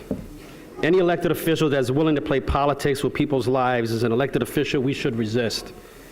Ending DACA is wrong on so many levels, but one of the most obvious is it would devastate the fragile U.S. economy that President Obama has been successful in creating. We would lose over $400 billion in GDP. It would cost employers over $3 billion in costs to fire and rehire these workers. Without DACA, we would lose over $20 billion in tax revenue. Now, under the president's press person saw her report yesterday, and she was talking about more about economics and how some of these jobs are being taken away from natural born citizens and replaced with DACA. And I would say that there's economists out there that show that that's not true. And I would also say that right now, as we speak, we have DACA folks right now defending this country. They put the uniform on and are defending this country because they want to be a part of this great country. So that's one job that's available right now that I don't see many people applying for. The job of serving this country, putting on a uniform, and making sure that this is a great country. The president had an opportunity to apply for that job. He chose not to because his foot hurt, okay? And I would say that right now, we have to stand up and resist this, because this is wrong. Thank you, Mr. President. Alderman Rosa. Thank you, Mr. President. I think we just witnessed right now how words can divide, how words can be used to separate us. And we've seen that on display from the man that's supposed to be the leader of our nation, President Donald Trump. On the campaign trail, he sought to divide people based upon background and race and religion. He sought to separate us and divide us. And yesterday, he followed up that hate-filled rhetoric with action. What do we do in the face of that rhetoric?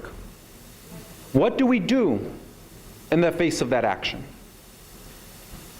I think what we saw yesterday in Federal Plaza was an example of what needs to be done. We come together. We build a diverse coalition. We speak with one another about the struggles that we're facing, which, even though they're not exactly the same, oftentimes show the way in which we are hurt by those that have power and those that want to keep us divided. I am hopeful that the rhetoric that we are using here today, that the language we are using here today about bringing people together, is met with action of our own. I support this resolution because it's extremely important that we use our words, that we use our pulpit to demonstrate who we are as a city and who we are as leaders. But much more important than that is that we meet Donald Trump's action with our own. And that is why it's my hope that as a body, we will meet this rhetoric with action, move forward on removing the carve-outs from the Welcoming City Ordinance so that we are truly a sanctuary city that protects everyone, that we move forward with addressing abuses occurring against black people by the police so that we are truly a sanctuary city for everyone that's protecting everyone. And I'm hopeful too that many of you will sign on to the ordinance that Alderman Mell is distributing today that will protect immigrants from raids and strengthen the protection for tenants by ensuring that landlords cannot allow individuals into buildings without a judicial warrant. Thank you. Alderman Smith. Thank you, Mr. Mayor, for bringing up this important resolution. You know, I represent a large portion of DePaul University, and I've met with many of these young people who are dreamers, who are right now achieving one of the central missions of DePaul University, which is to educate the children of those who are the first in their family to go to college. And to think that our government wants to take away the ability of our country to make progress because of the contributions of these college graduates is appalling. And indeed, I think it's un-American. And as a daughter of immigrants who came to the United States at a time when there were virtually no limitations on immigration, it is outrageous that we have to do this today. And I just wanted to add my voice and hope that I can be added as a co-sponsor of the resolution. Thank you very much. Alderman Cardenas. Thank you, Mr. President. I too joined this resolution. Back in 2006, when the rallies for immigration reform first started, it was in back of the yards. Thousands of people came out into the light, and it scared a lot of people in this country, unfortunately. It is a reality we faced probably the last couple of decades, having a system that leaves unprotected many, exploiting them in various ways. It's a capital system that favors some, hurts others. This resolution hopefully tackles some of the things that should have been tackled many years ago.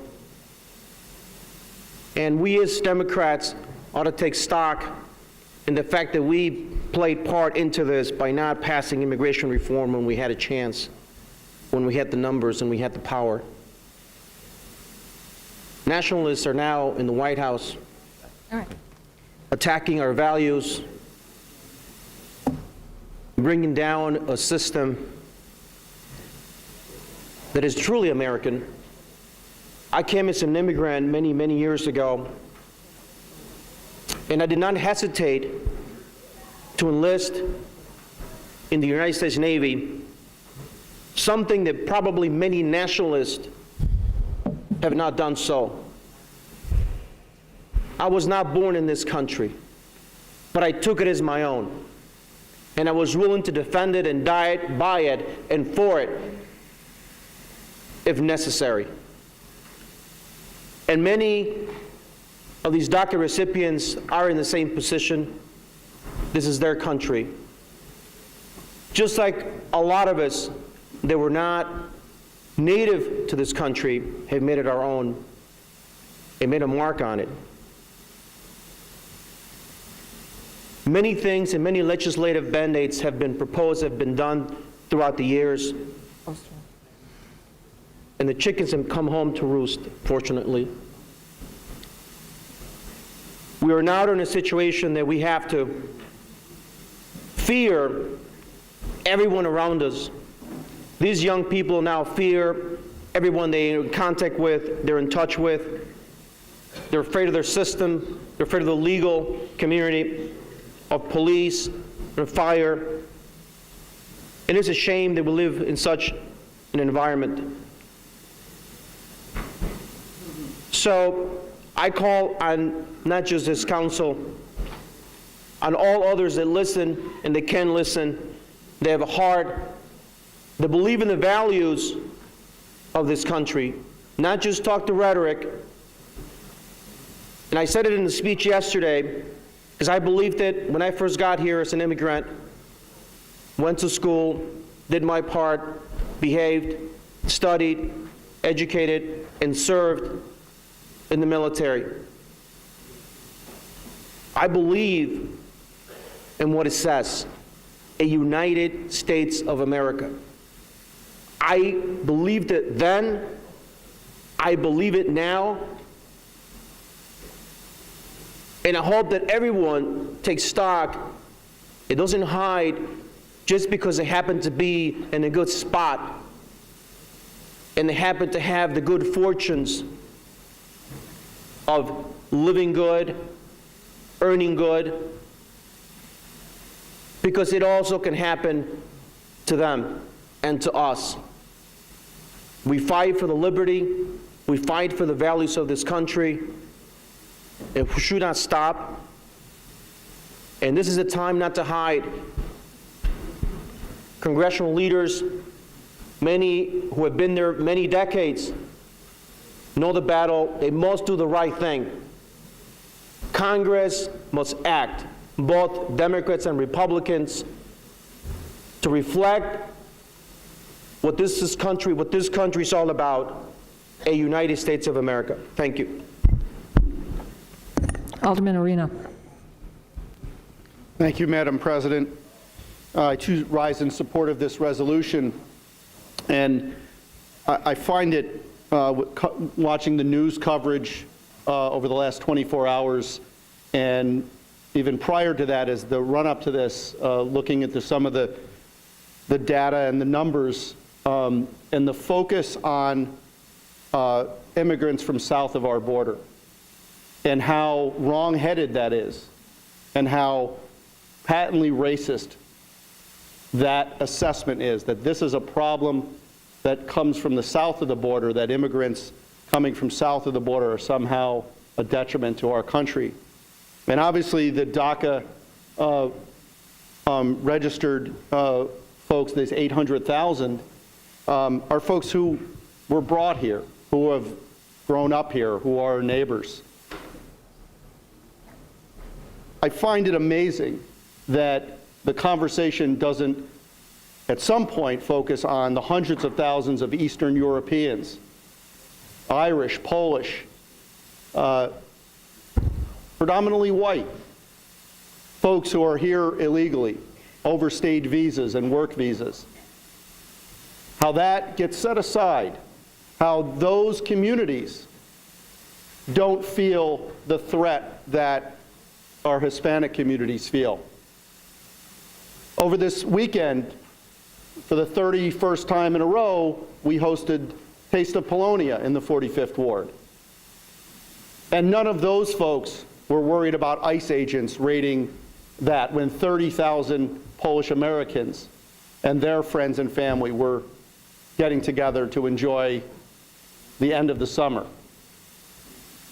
You folks going into the Irish American Heritage Center on the Northwest Side, where 50,000 is estimated Irish are here illegally. Are they worried about ICE agents coming into that building? No.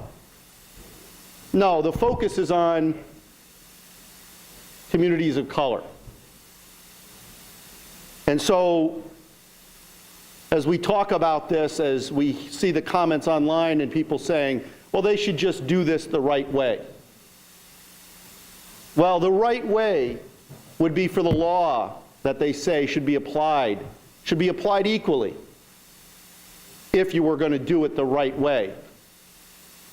And if you're going to do it the right way, you're going to tell these folks who have grown up here and been part of our lives and our economy to go back to a country, say it's Mexico, where only 20,000 can immigrate legally going through the process per year under the current law.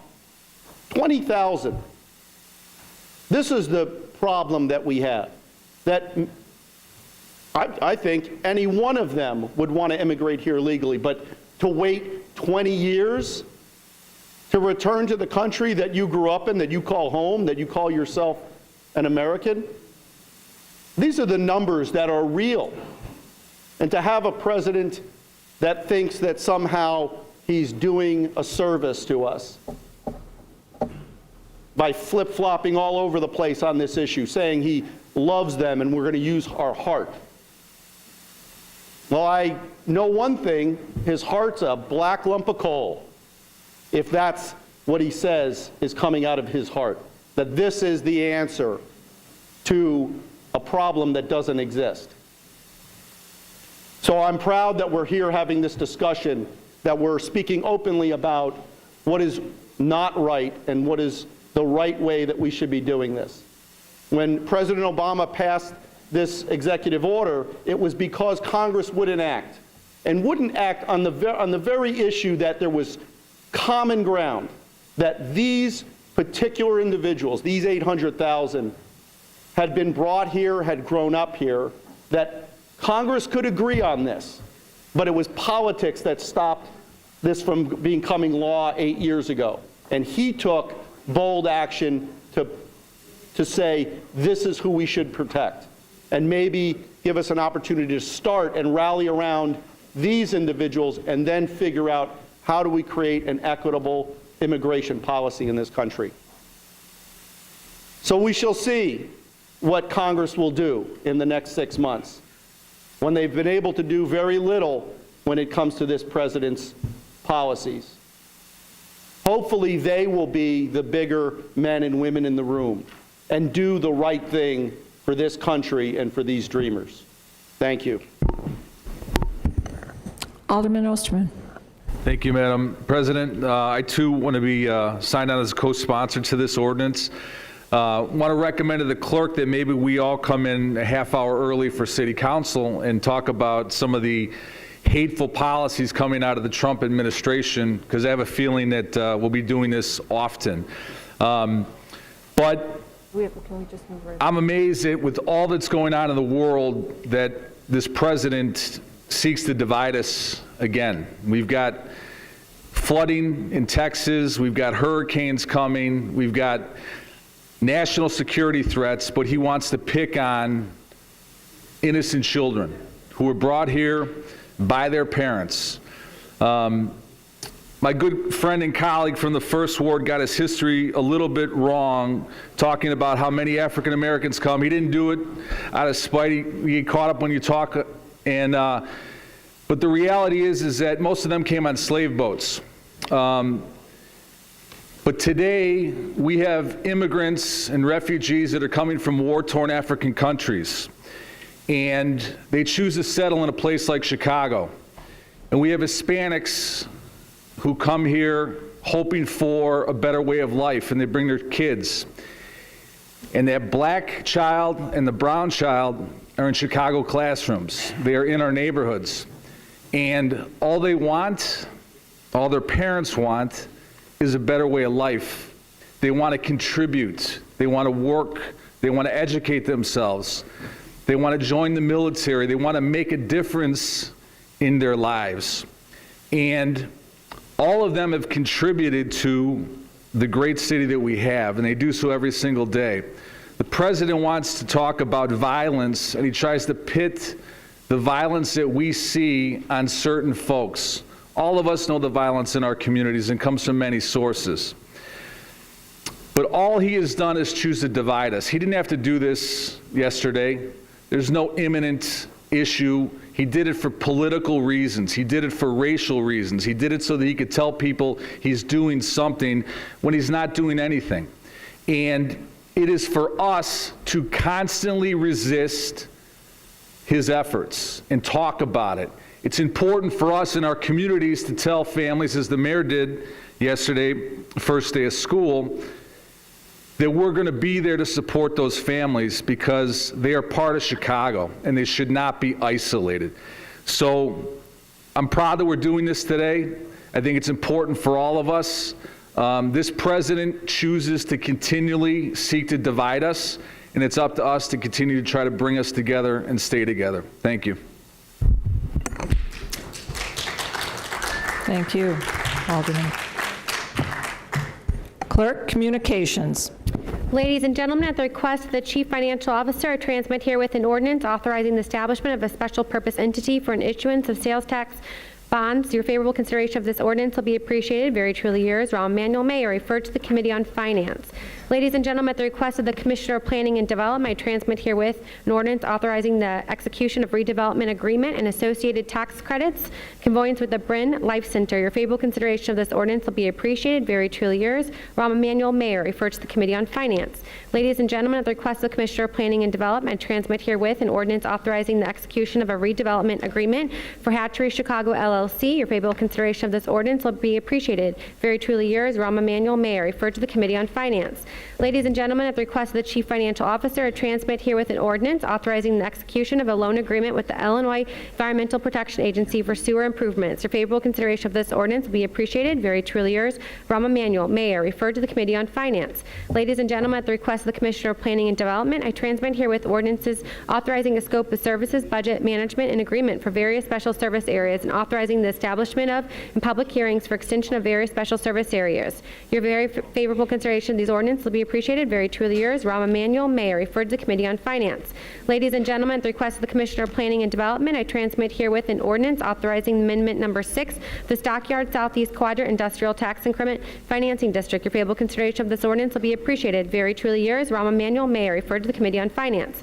Ladies and gentlemen, at the request of the Commissioner of Planning and Development, I transmit herewith an ordinance authorizing an allocation of TIF funds for SBIF program in the Ravenswood Corridor. Your favorable consideration of this ordinance will be appreciated. Very truly yours, Rahm Emanuel Mayor, referred to the Committee on Finance. Ladies and gentlemen, at the request of the Commissioner of Planning and Development, I transmit herewith an ordinance authorizing a Class C tax status for 1515 North Halstead LLC. Your favorable consideration of the ordinance will be appreciated. Very truly yours, Rahm Emanuel Mayor, referred to the Committee on Finance.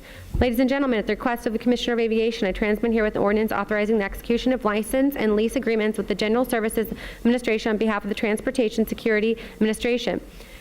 Your favorable consideration of the ordinance will be appreciated. Very truly yours, Rahm Emanuel Mayor, referred to the Committee on Aviation. Ladies and gentlemen, at the request of the Budget Director, I transmit herewith a year 43 CDBG adjustment. Your favorable consideration of this ordinance will be appreciated. Very truly yours, Rahm Emanuel Mayor, referred to the Committee on the Budget and Government Operation. Ladies and gentlemen, at the request of the Commissioner of Public Health, I transmit herewith, together with Alderman Scott, an ordinance authorizing the increase in consideration of the penalties against fly dumping. Your favorable consideration of this ordinance will be appreciated. Very truly yours, Rahm Emanuel Mayor, referred to the Committee on Health and Environmental Protection. Ladies and gentlemen, I transmit here at the request of the Commissioner of Public Health a resolution regarding implementation of a good purchasing policy. Your favorable consideration of this resolution will be appreciated. Very truly yours, Rahm Emanuel Mayor, referred to the Committee on Health and Environmental Protection. Ladies and gentlemen, at the request of the Commissioner of Planning and Development, I transmit herewith ordinances authorizing the sale of city-owned property. Favorable consideration of these ordinances will be appreciated. Very truly yours, Rahm Emanuel Mayor, referred to the Committee on Housing and Real Estate. Ladies and gentlemen, the Commissioner of Fleet and Facility Management, I transmit herewith an ordinance authorizing a sale of 2306 West Maypole on behalf of the Board of Education. Your favorable consideration of the ordinance will be appreciated. Very truly yours, Rahm Emanuel Mayor, referred to the Committee on Housing and Real Estate. Ladies and gentlemen, at the request of the Commissioner of Fleet and Facility Management, I transmit herewith an ordinance authorizing the execution of a lease agreement with Exodus Drum and Bugle Corp. Favorable consideration of this ordinance will be appreciated. Very truly yours, Rahm Emanuel Mayor, referred to the Committee on Housing and Real Estate. Ladies and gentlemen, at the request of Commissioner of Planning and Development, I transmit herewith an ordinance authorizing the acquisition of property at 6800 South Wentworth. Favorable consideration of this ordinance will be appreciated. Very truly yours, Rahm Emanuel Mayor, referred to the Committee on Housing and Real Estate. Ladies and gentlemen, at the request of the Commissioner of Planning and Development, I transmit herewith an ordinance authorizing the extension of previously granted acquisition authority regarding Jeffrey Plaza. Your favorable consideration of this ordinance will be appreciated. Very truly yours, Rahm Emanuel Mayor, referred to the Committee on Housing and Real Estate. Ladies and gentlemen, at the request of the Commissioner of Planning and Development, I transmit herewith an ordinance creating affordable requirements ordinance pilot program for the Milwaukee Corridor. Your favorable consideration of this ordinance will be appreciated. Very truly yours, Rahm Emanuel Mayor, referred to the Committee on Housing and Real Estate. Ladies and gentlemen, at the request of Commissioner of Planning and Development, I transmit here an ordinance creating an affordable requirements ordinance pilot program for the near north, near west area. Your favorable consideration of this ordinance will be appreciated. Very truly yours, Rahm Emanuel Mayor, referred to the Committee on Housing and Real Estate. Ladies and gentlemen, at the request of Commissioner of Planning and Development, I transmit herewith an ordinance authorizing the expenditure of open space impact fee funds for neighbor space. Your favorable consideration of this ordinance will be appreciated. Very truly yours, Rahm Emanuel Mayor, Special Events, Cultural Affairs, and Recreation.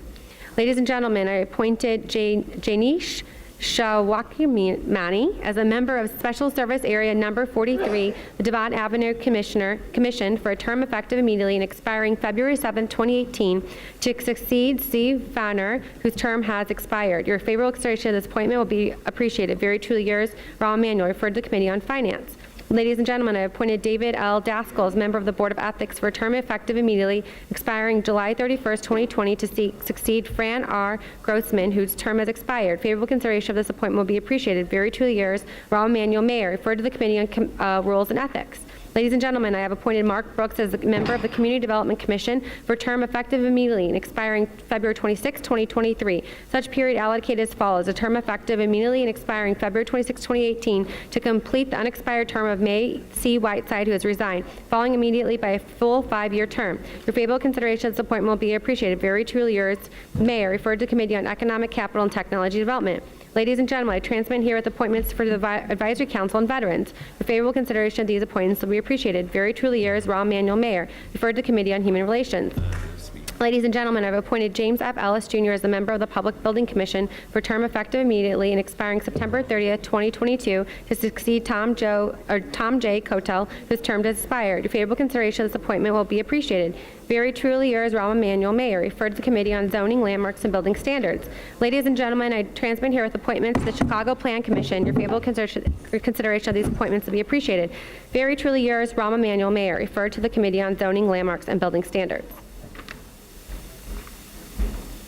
I, City Clerk Anna Valencia, hereby inform the City Council that the following documents were filed in my office relating to the respective subjects designated as follows: Executive Order 2017-2 regarding enhancement of economic growth and empowerment opportunities for local residents and minority women-owned businesses within private sector construction projects required plan development zoning approval. Oath of office of Thomas A. Benna as trustee of Retirement Board of the Police Annuity and Benefit Fund of Chicago. Oath of office of Heidi Caldero as trust of Retirement Board of a Police Annuity and Benefit Fund of Chicago. Department of Public Health, Health at All Policies Task Force final report and recommendations, and Office of the Inspector General's follow-up inquiry report regarding frequency of food establishment inspections by Chicago Department of Public Health.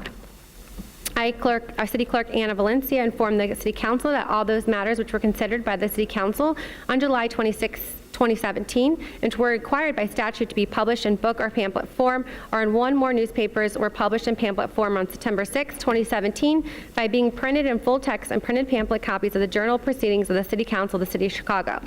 I also transmit herewith the following miscellaneous communications and reports requiring City Council action: zoning reclassifications of particular areas, which are referred to the Committee on Zoning, Landmarks, and Building Standards; claims against the City of Chicago, which are referred to the Committee on Finance; and corrections of February 22nd, 2017 City Council Journal Proceedings, which is referred to the Committee on Committees, Rules, and Ethics.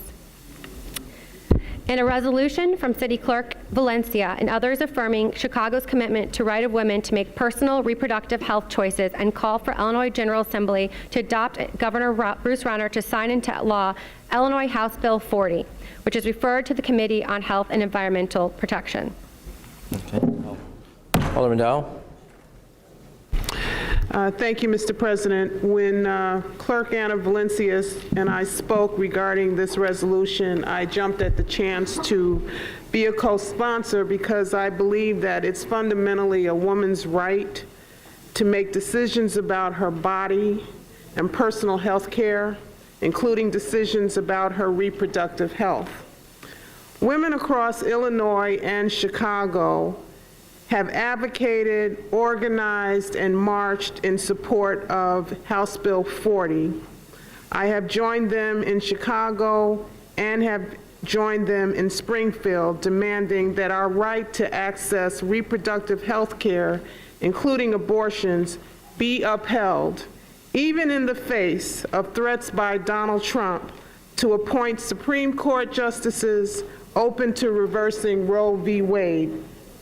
We also demand and continue to push Governor Rauner to sign this important bill to protect the women of Illinois, whether they are covered by private insurance or Medicaid or state employee health insurance.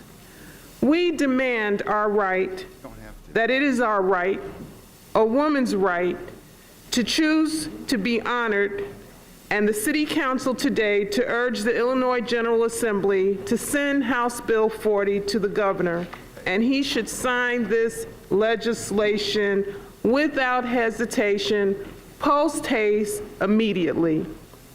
Anna, we want to thank you for your leadership on this important issue, and I look forward to working with you more on this campaign. And Mr. President, I move that Clerk Valencia be granted the privilege of the floor to make a few remarks on this important issue. Hearing no objection, so ordered. Thank you, Alderman Dow, for your partnership. I want to thank Sarah Feigenholtz here today. She's here with us today, and her tremendous leadership in Springfield, along with Terry Cosgrove and Jennifer Welch from Planned Parenthood.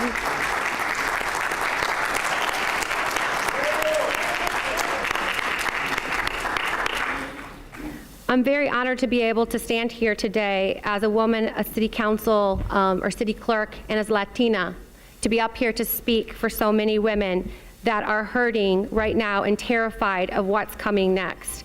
Every single day, the president says something that terrorizes, intimidates, and threatens the American people. His recent decision on who can and cannot serve in our military, a Muslim ban, his remarks in the wake of Charlottesville, and his disregard for human dignity through the ending of DACA are clear indication that no one is safe, and that it is only a matter of time before we are next. Yesterday, the mayor declared our schools and our city a Trump-free zone.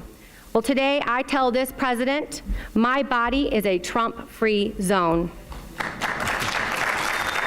The president's recent dangerous policy decisions show that no one is safe and we are next, and as public servants, we must do everything in our power to protect the most vulnerable. I stand before you today not only as city clerk, but as a woman, as a Latina who has a luxury to make personal health decisions that is between my doctor, my husband, and me, because I have a job that gives me affordable and comprehensive health care coverage. However, many women across our city and our state, especially women of color, do not have the luxury because the governor has yet to sign HB 40 into law. We cannot fight for economic equality without fighting for reproductive rights. HB 40 will allow women, regardless of their private or government-funded health insurance plan, to make decisions about their own health care and plan for a family on their own terms. HB 40 will protect all Illinois women's right to choose in the event that Roe v. Wade is overturned, and we are one cruel Supreme Court justice away from that decision. If you think it can't happen to you, it can. Look at yesterday. We must act now. We cannot trust this president, and we cannot trust this governor. He has lied. He has sat silent for our undocumented community and immigrants, and he will sit silent on this. Today we call on you, Governor, to sign HB 40 into law. This is an urgent issue. There's no time to waste. Thank you. Thank you.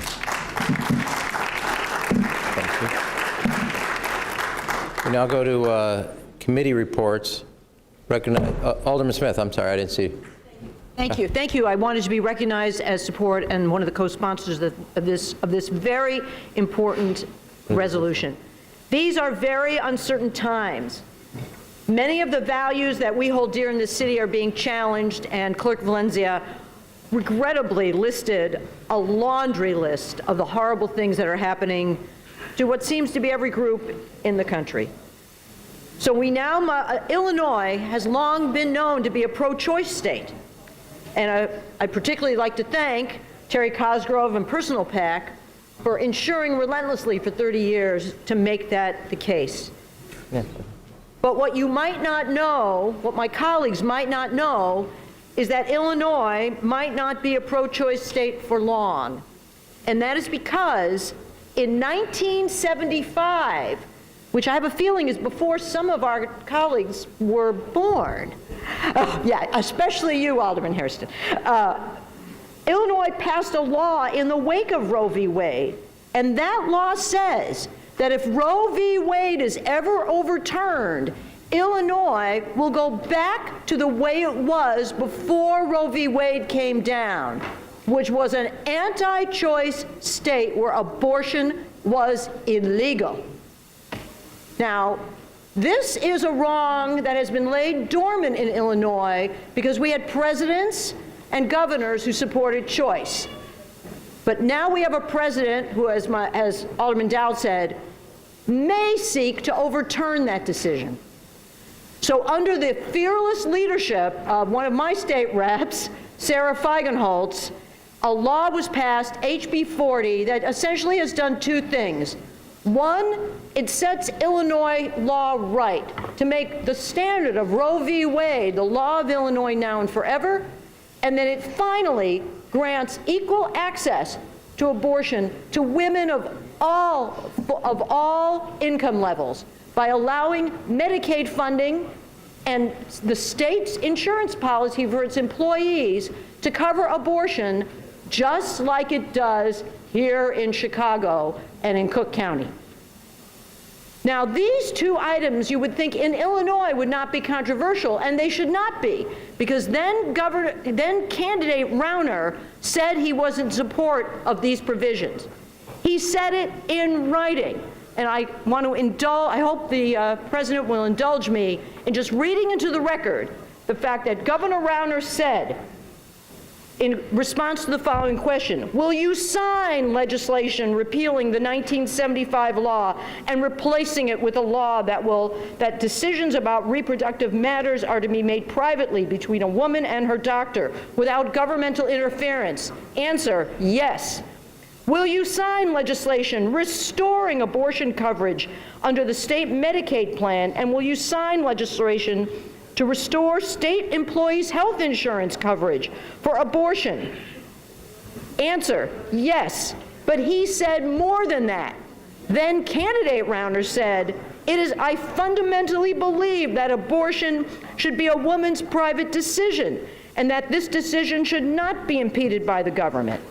And the principle should apply to all women, regardless of income, level, or location of residency. And further, I dislike the Illinois law that restricts abortion coverage under the state Medicaid plan and state employees' health insurance because I believe it unfairly restricts access based on income. I would support a legislative effort to reverse that law. But he did even more than that. He supported an ad taken out by hundreds of pro-choice women while he was running, announcing supporters of choice should be thrilled that both candidates for governor are pro-choice. And then, in the wake of this law passed by both houses of our Illinois General Assembly, he said he would veto it. Rarely have we seen such a stark example in Illinois of a politician going back on his word that he made to millions of voters.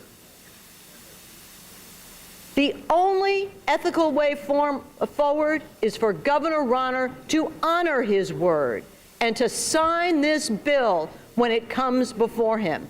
And I urge all of our colleagues who have signed on to this measure to let their constituents know that the governor has the power to give them peace of mind and to set the law of Illinois straight, and to urge Governor Rauner to sign this bill. Thank you very much. Alderman Kappelman. Thank you, Mr. President. I, too, rise in support of this and as one of the co-sponsors, and I'll make you happy and keep it short. I was 20 years old when the Supreme Court made the decision on Roe v. Wade. I know women who've had botched abortions. I know women who've had the coat hanger abortions in the back alley. We will not go back to those days. When I was a Franciscan friar, I got in trouble for being pro-choice, but it's not about my right. It's about the right of women. And if we do not stand up for them, who will stand up for us? Thank you.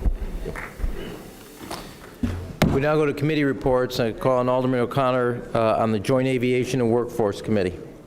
This is an ordinance that had over 40 members of the council as co-sponsors, and it basically allows the airport to be able to plan on an uninterrupted service, to be able to regulate, train, and license those who work out at the airports. And if there be no objection, I move for a roll call vote. Okay. Alderman Zaleski, would you like to make any comment before we go to the roll call? Madam Clerk, call the roll. Alderman Moreno. Alderman Hopkins. Alderman Dow. Alderman King. Alderman Hairston. Alderman Sawyer. Alderman Mitchell. Alderman Harris. Alderman Beal. Alderman Zalowski Garza. Alderman Thompson. Alderman Cardenas. Alderman Quinn. Alderman Burke. Alderman Lopez. Alderman Folks. Alderman David Moore. Alderman Curtis. Alderman O'Shea. Alderman Cochran. Alderman Brookins. Alderman Munoz. Alderman Zaluski. Alderman Scott. Alderman Solis. Alderman Maldonado. Alderman Burnett. Alderman Irvin. Alderman Talaferro. Alderman Boyes. Alderman Santiago. Alderman Wagaspack. Alderman Mel. Alderman Austin. Alderman Ramirez Rosa. Alderman Villegas. Alderman Mitz. Alderman Sposato. Alderman Lorino. Alderman O'Connor. Alderman Napolitano. Alderman Riley. Alderman Smith. Alderman Tunney. Alderman Arena. Alderman Kappelman. Alderman Pawar. Alderman Osterman. Alderman Joe Moore. Alderman Silverstein.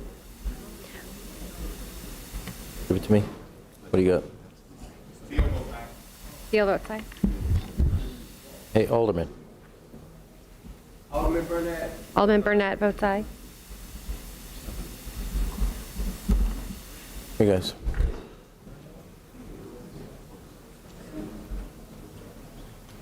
The ayes are 47, the nays are 0. Alderman Beal. Alderman Beal on a motion. Motion to reconsider the vote, Mr. President. All those in favor, say aye. All those opposed, say no. No. Motion fails. And now we go back to regular committee reports on finance. Alderman Burke. Anna. Your Honor, reporting for the Committee on Finance, item number 1 on the agenda is a ordinance granting authority to amend chapters 2-14, 3-33, and 3-12. This is a matter that's been championed by Alderman Cardenas and has the support of the building commissioner. I don't see Alderman Cardenas here right now. I thought he might want to address this matter, but in the absence of the alderman of the 12th Ward, I would move to concur in the recommendation of the committee. Oh, there he is. Alderman Cardenas, you wish to be heard? I'm sorry, sorry, I was on the phone. For 3 items on the Finance Committee, would you wish to be heard?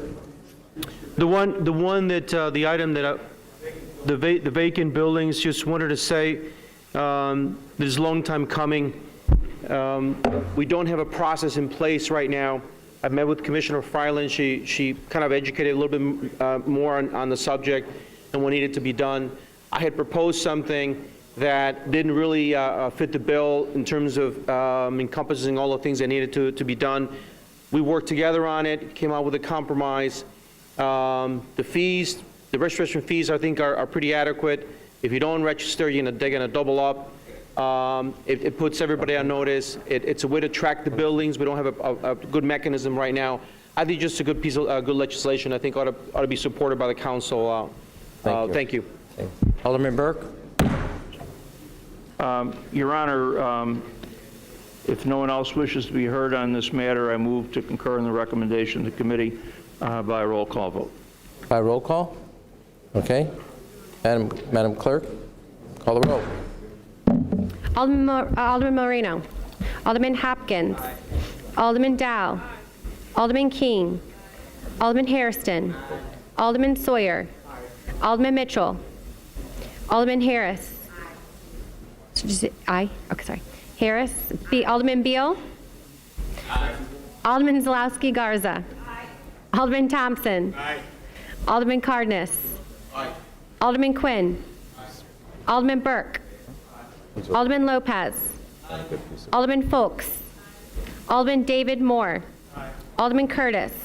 Alderman O'Shea. Aye. Alderman Cochran. Aye. Alderman Brookins. Aye. Alderman Munoz. Aye. Alderman Zaluski. Alderman Scott. Aye. Alderman Solis. Aye. Alderman Maldonado. Aye. Alderman Burnett. Alderman Irvin. Alderman Talaferro. Alderman Raboyes. Alderman Santiago. Alderman Wagaspack. Alderman Mel. Alderman Austin. Alderman Ramirez Rosa. Alderman Villegas. Alderman Mitz. Alderman Spisado. Alderman Lorino. Alderman O'Connor. Alderman Napolitano. Alderman Riley. Alderman Smith. Alderman Tunney. Alderman Arena. Alderman Kappelman. Alderman Pawar. Alderman Osterman. Alderman Joe Moore. Alderman Silverstein. Alderman Irvin. Got you.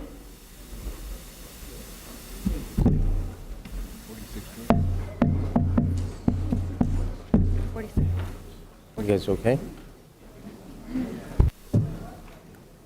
Ayes are 46, the noes are 0. Alderman Beal on a reconsider. Mr. President, motion to reconsider the vote. All those in favor say aye. Those opposed say no.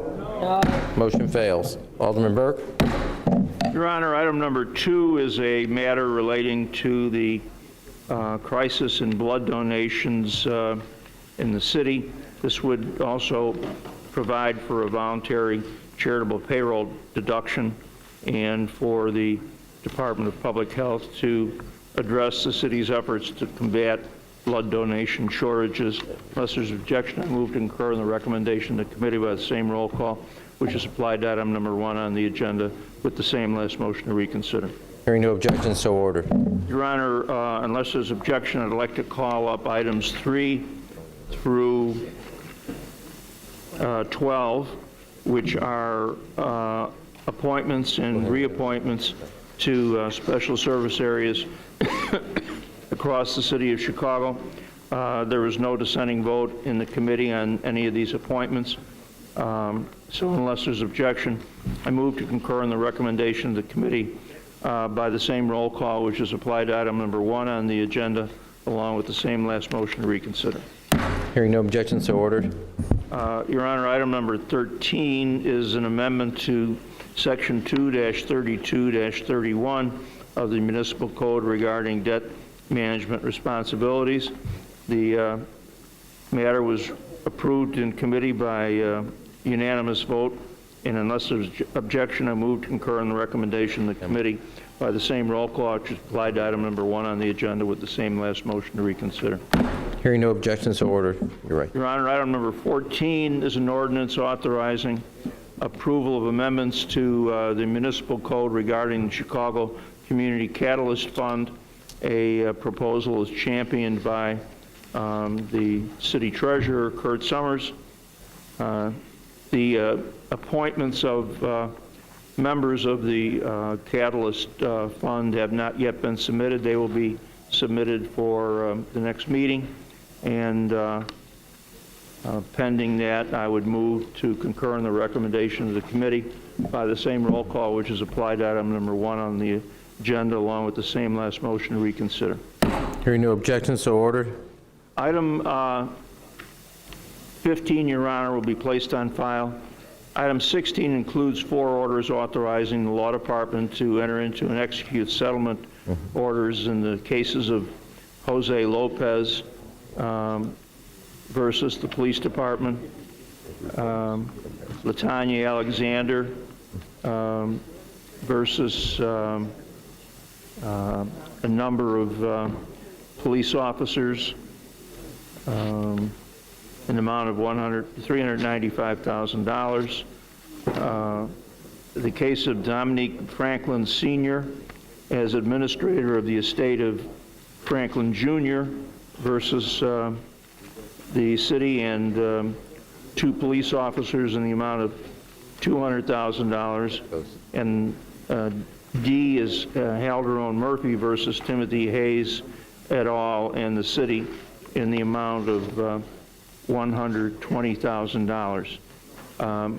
I'm given to believe that the alderman of the 17th Ward, Alderman David Moore, wishes to be recorded voting no on 16A. With that notation, I would move that the clerk show the matter 16A, B, C, and D be approved by the same roll call, which was applied to item number 1 on the agenda, with the exception that Alderman David Moore of the 17th Ward be shown as voting no on the item A, 16A on the agenda. Hearing no objection, so ordered. And that the same last motion to reconsider be applied, with the exception again that Alderman David Moore be shown as voting in the negative on 16A. Hearing no objection, so ordered. Strike that in the affirmative, right. I'm sorry. Yeah. Item 17 is Amendment 51 to the Small Business Improvement Loan Program.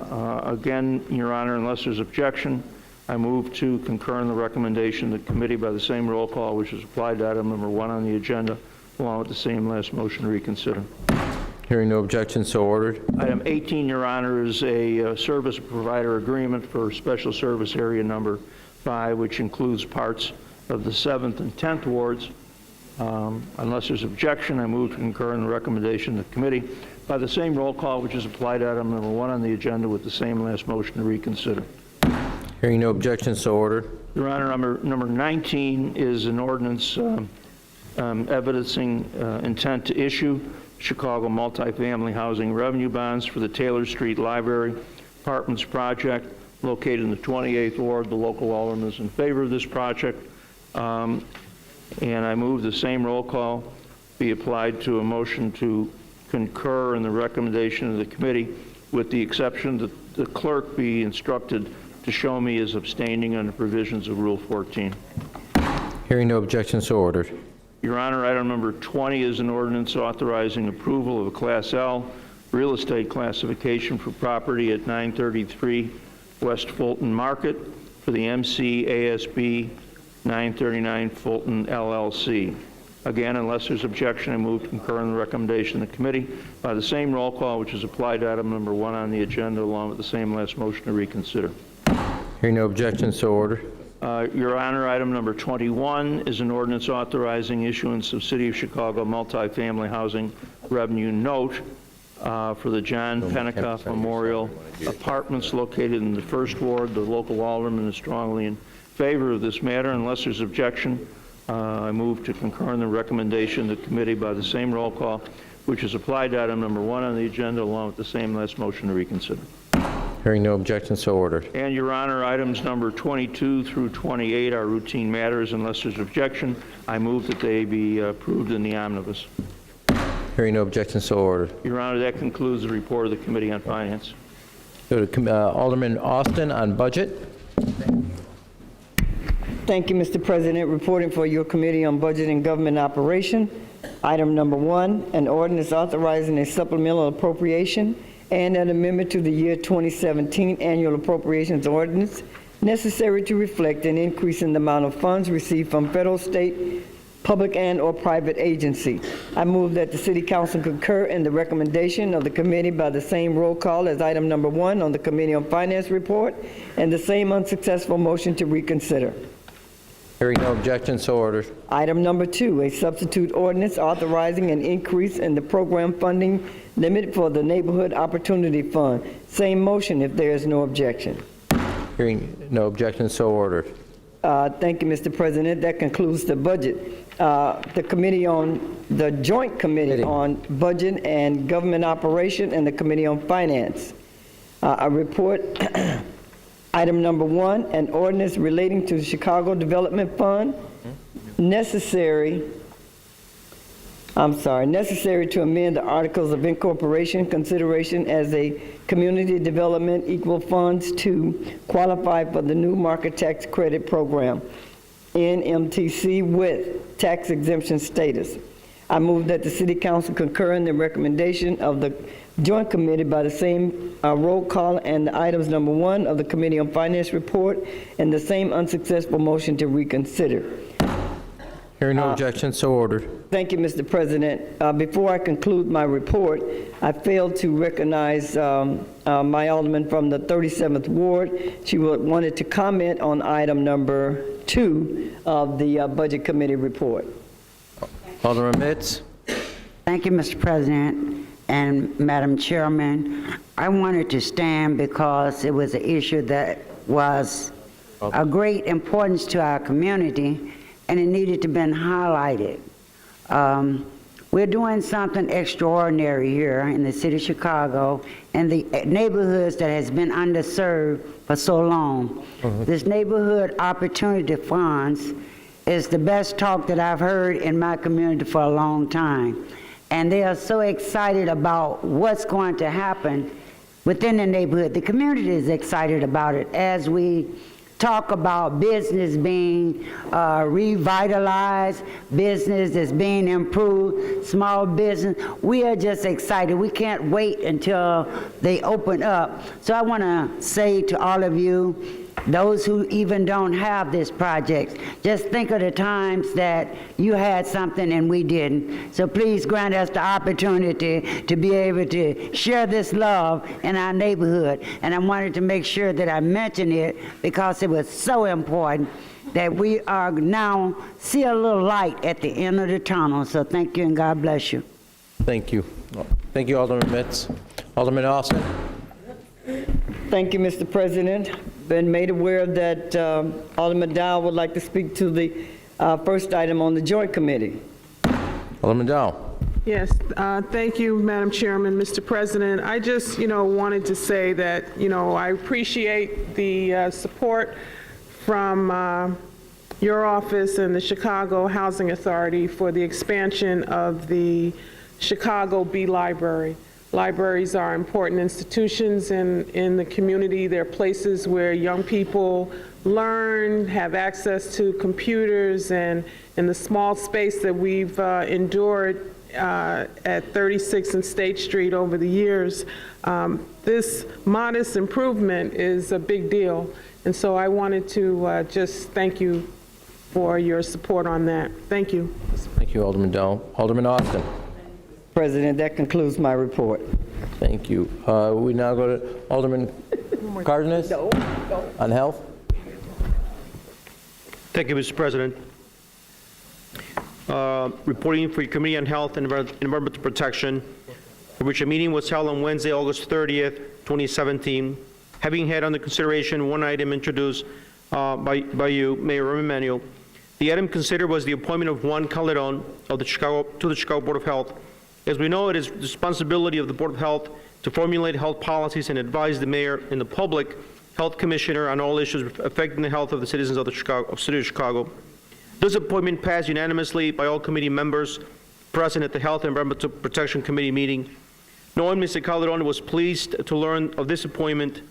One is a proven leader in the Latino community, a leader that has pioneered initiatives that strive to reduce health inequities and increase protection and awareness to the LGBT community. One is knowledgeable beyond his years, and I'm certain he will take on this responsibility honorably while adding new perspectives to the Chicago Board of Health. If any of my colleagues would like to add the remarks on this appointment, I'm happy to yield the floor. Alderman Maldonado. Thank you, Mr. President. Yes, I rise in support for this nomination and appointee. I know Mr. Calderon for several decades, and he is the Associate Executive Director for the Puerto Rico Cultural Center. He's a young guy, very energetic, very professional, and I know, and he also was instrumental in creating Vida Sida, which is an anti-HIV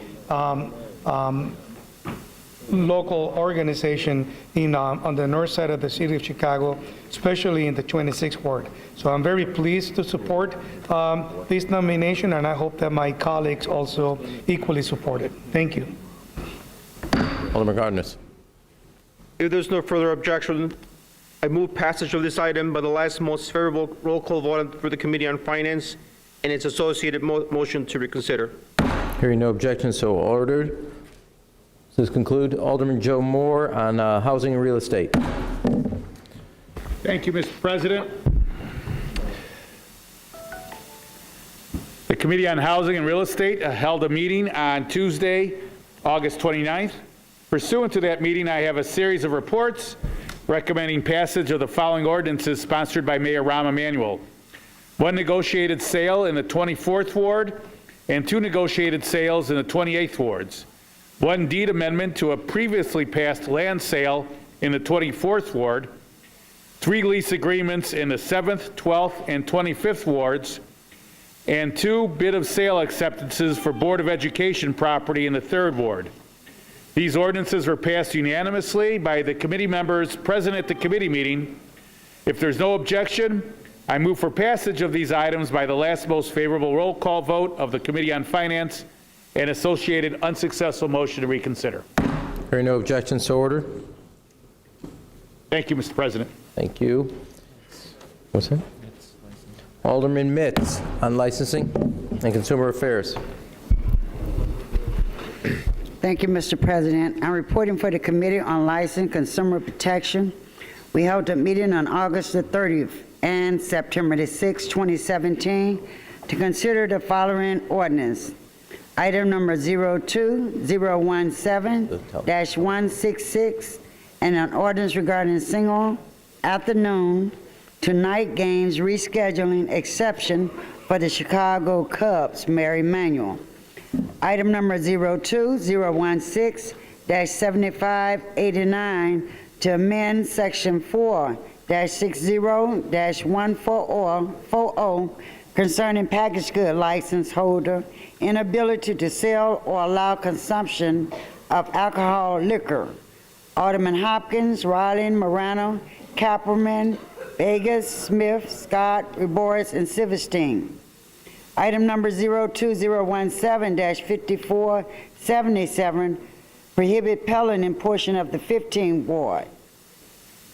Item number 02017-5533 through 02017-5539. 7 ordinances designating precincts of the 13th Ward as restricted residential zones, prohibiting additional sharing housing and vacation rental. Alderman Quinn in the 13th Ward. We had 10 ordinances regarding moratoriums in various wards.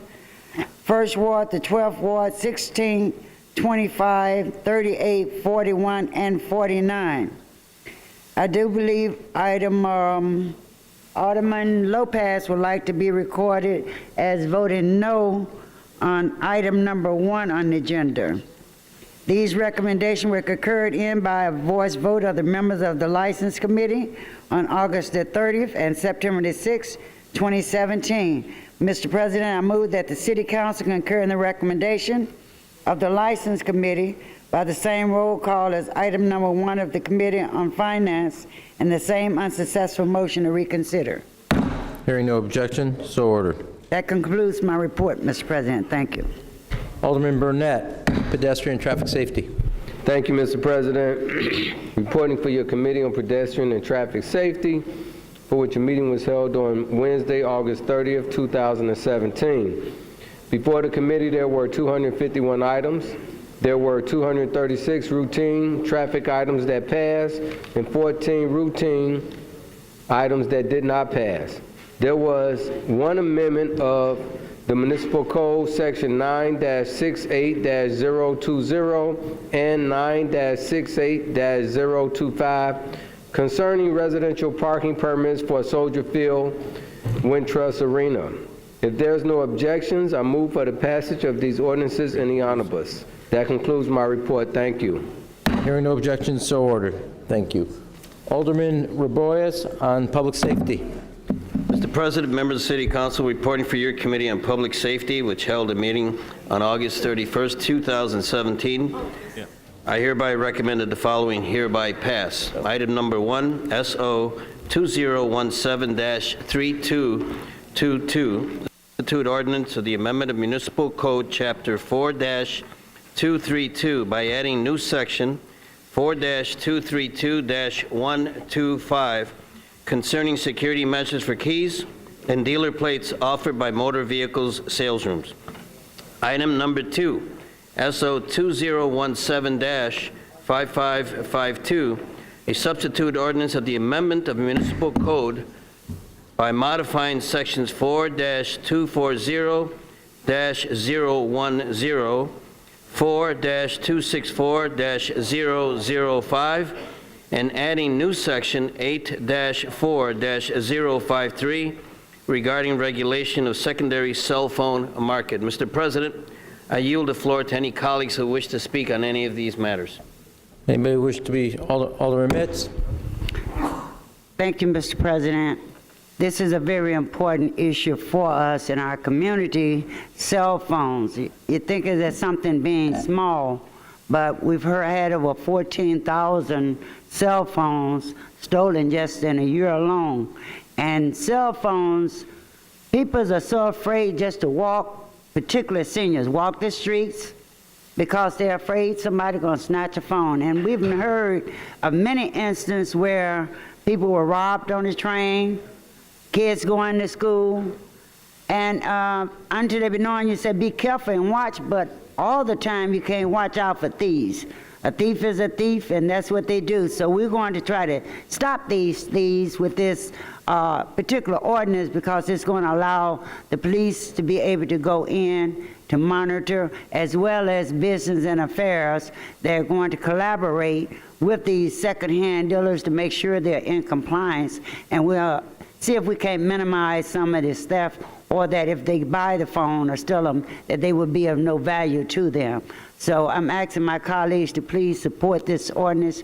When we have our constituents who are the voice of our community come and tell us these are issues of concern, we have to pay attention. And I was told that a couple of years ago, pay attention to the cell phone, because people are using it, and they are very expensive. You can get up to $500 and $600 off a stolen phone.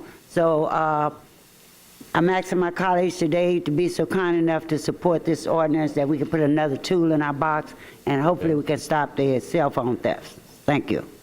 Anybody else? Alderman Royas? Thank you, Mr. President. If there's no objection, I move for passage by the last favorable vote in the Committee on Finance associated with the unsuccessful motion to reconsider. Hearing no objection, so ordered. Before we move on to the next committee, I do want to echo a few things that Emma just spoke to as it relates to both of those items, but particularly the item on the secondary market and the cell phone legislation. Obviously, you know this has touched my family individually. I guarantee there's no ward in this city and constituents, if you go to a meeting, that the issue of stolen phones, robbery, and in some instances we all know the loss of life associated with stealing iPhones or smartphones. And this has been requested by both the police department, also by the committee as it relates to Business and Consumer Affairs. This, and we just earlier today recognized an officer who was shot in the knee dealing with robbery of a cell phone store. And it could have been far worse for her. And there are times, to tell you the truth, when I think about personally for Amy and I, we think about the instances that we were lucky when other families have not been lucky. So the action today, while minor, tightens up what is basically a loophole and allows us to close out a market so there's not people that have a financial reward for dealing with the secondary market of phones. I do appreciate everybody individually for working on this legislation, passing it swiftly, and enacting it, and then enforcing it, so it's not just a piece of regulation on the books, but actually enforced, because all of us know of individual families who have been touched by this. Thank you. Alderman Solis? Zoning? My report, Mr. President. Mr. President, presented a report for your committee on zoning, landmarks, and building standards, which held a meeting on August 30th, 2017. The following ordinances were passed by a majority of the members present. Pages 1 contains one mayoral application, MA-236, regarding amendments to the electrical code. Page 1 and 2 also contains various map amendments regarding land use. Page 12 contains business ID signs and 2 ordinances for fee waivers for historical landmarks. I hereby move passage of these items by the last most favorable vote of the Finance Committee report and the associated motion to reconsider. Hearing no objection, so ordered. I would also, on this item, on the electrical code, if I can make just one comment. This will not be, given everything that's going on, this will not change the world. It will not be recognized, but it should be recognized. One, that the city of Chicago updated its electrical code, hadn't been updated since the 90s. There was a national benchmark put out in 2017. We're one of the first cities to actually raise its electrical code. This will save on buildings around 83% of the cost associated with installing both electric and all the wiring that has to be done. And it won't be recognized because there wasn't any screaming. It was labor, management, building department sitting down on a task force, quietly going to work with also the committee chairman and enacting something that both sides not only agreed to, but in the end of the day will save the city on a building 83% of the costs associated with wiring. And when you look at the cost in San Francisco, you look at the cost in New York, you look at other cities, Chicago's keeping its competitive edge. And I want to thank the chairman, also thank the commissioner, both also thank labor and management for working with the city on setting what I think is a new standard and not only updating the code, doing it on a cooperative basis and moving the city forward. So with that, I want to thank everybody. With that, Alderman Beal, your committee. Thank you, Mr. President. Reporting on your Committee on Transportation and Public Way. Meeting held August 30th, 2017. The following ordinances passed by a majority of the members present. Page 2, Item 1 include a mayoral introduction for the appointment of Alex Holt as a member of the Commuter Rail Board, METRA. On page 2, Item 2 include a mayoral introduction for the appointment of Thomas Cattell as a member of Board of Directors for RTA. Page 2, Item 3 is a mayoral introduction for the reappointment of Philip Fuentes and Sarah Pang as a member of the Board of Directors for RTA. On page 3 through 26 include 280 ordinances for a grant of privilege introduced by the local alderman.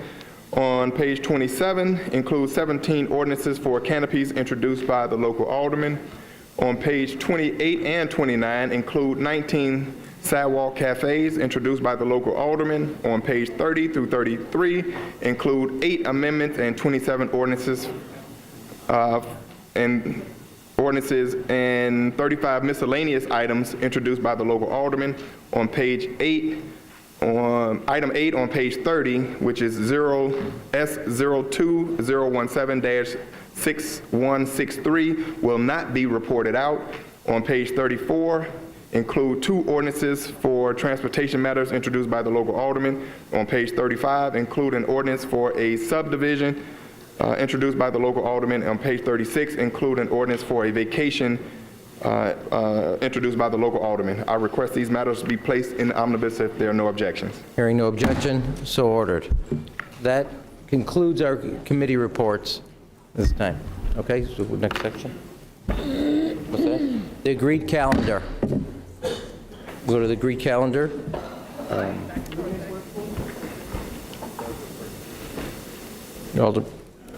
Alderman Burke. Your Honor, I'd like leave of the body to add to the agreed calendar a matter from the mayor's office expressing solidarity with the people of Houston who are suffering with the effects of Hurricane Harvey, and a matter from Alderman Villegas, a matter from Alderman Dowell, a matter from Alderman Joe Moore, Matter from yourself. matter from myself, matter from Alderman Lopez, matter from Gregory Mitchell, matter from Alderman Raboyes, matter from Alderman Lopez,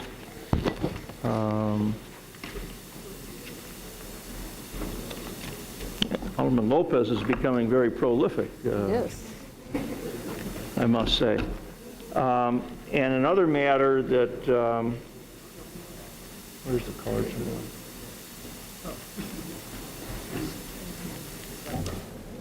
Oh. Oh. And another matter, Your Honor, that I'd like to have adopted by a rising vote. I know many of us attended the services for Betty Cullerton, the wife of a former member and the mother of a former member. And I thought it'd be appropriate, Your Honor, that we would adopt this matter, expressing condolences to the Cullerton family and paying our respects to the life and accomplishments of Betty Cullerton, who, of course, so many of us who have served in this body for many years came to know and love. So unless there's objection, I would like to move that the death resolution honoring Betty Cullerton be adopted by a rising vote. Council will rise.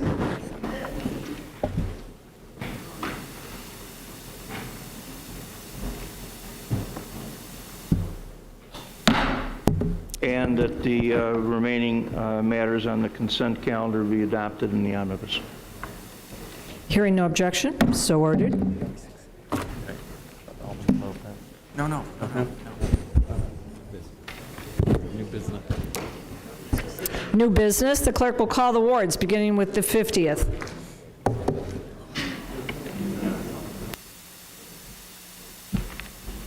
Is he okay? Yeah, he wants to weigh in on it.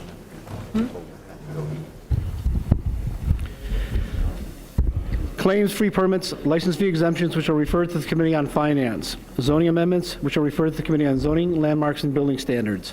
Traffic regulations, traffic control signals, and traffic signs, which are referred to the Committee on Pedestrian and Traffic Safety. Grants of privilege on and over the public way, which are referred to the Committee on Transportation and Public Way. Exemption from physical barrier requirement for commercial driveway alley access for parking facilities, which are referred to the Committee on Transportation and Public Way. Alderman Osterman has proposed ordinance for issuance of permits for signboards at 4920 North Kenmore Avenue, which is referred to the Committee on Zoning, Landmarks, and Building Standards.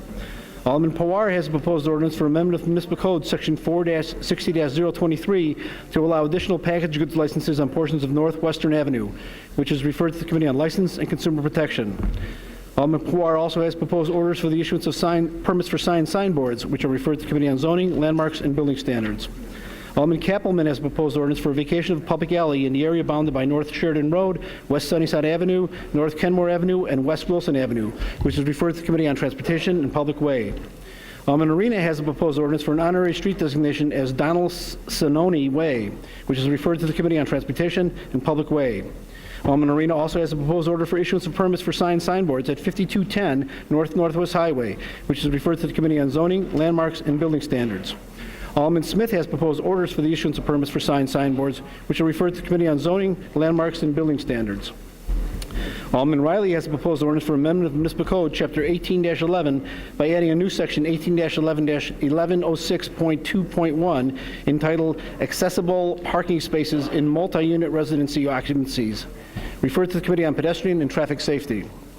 Alderman Riley also has a proposed ordinance for amendment of Municipal Code, Section 4-60-022, to disallow additional alcoholic liquor licenses on portions of various public ways in the 42nd Ward, which is referred to the Committee on License and Consumer Protection. Alderman Riley also has proposed ordinances for amendment of the Municipal Code, Section 4-60-023 of the Municipal Code, to disallow additional package goods licenses on portions of West Jackson Boulevard and South Des Plaines Street, which is referred to the Committee on License and Consumer Protection. Alderman Riley also has proposed orders for the issuance of permits for signboards, which is referred to the Committee on Zoning, Landmarks, and Building Standards.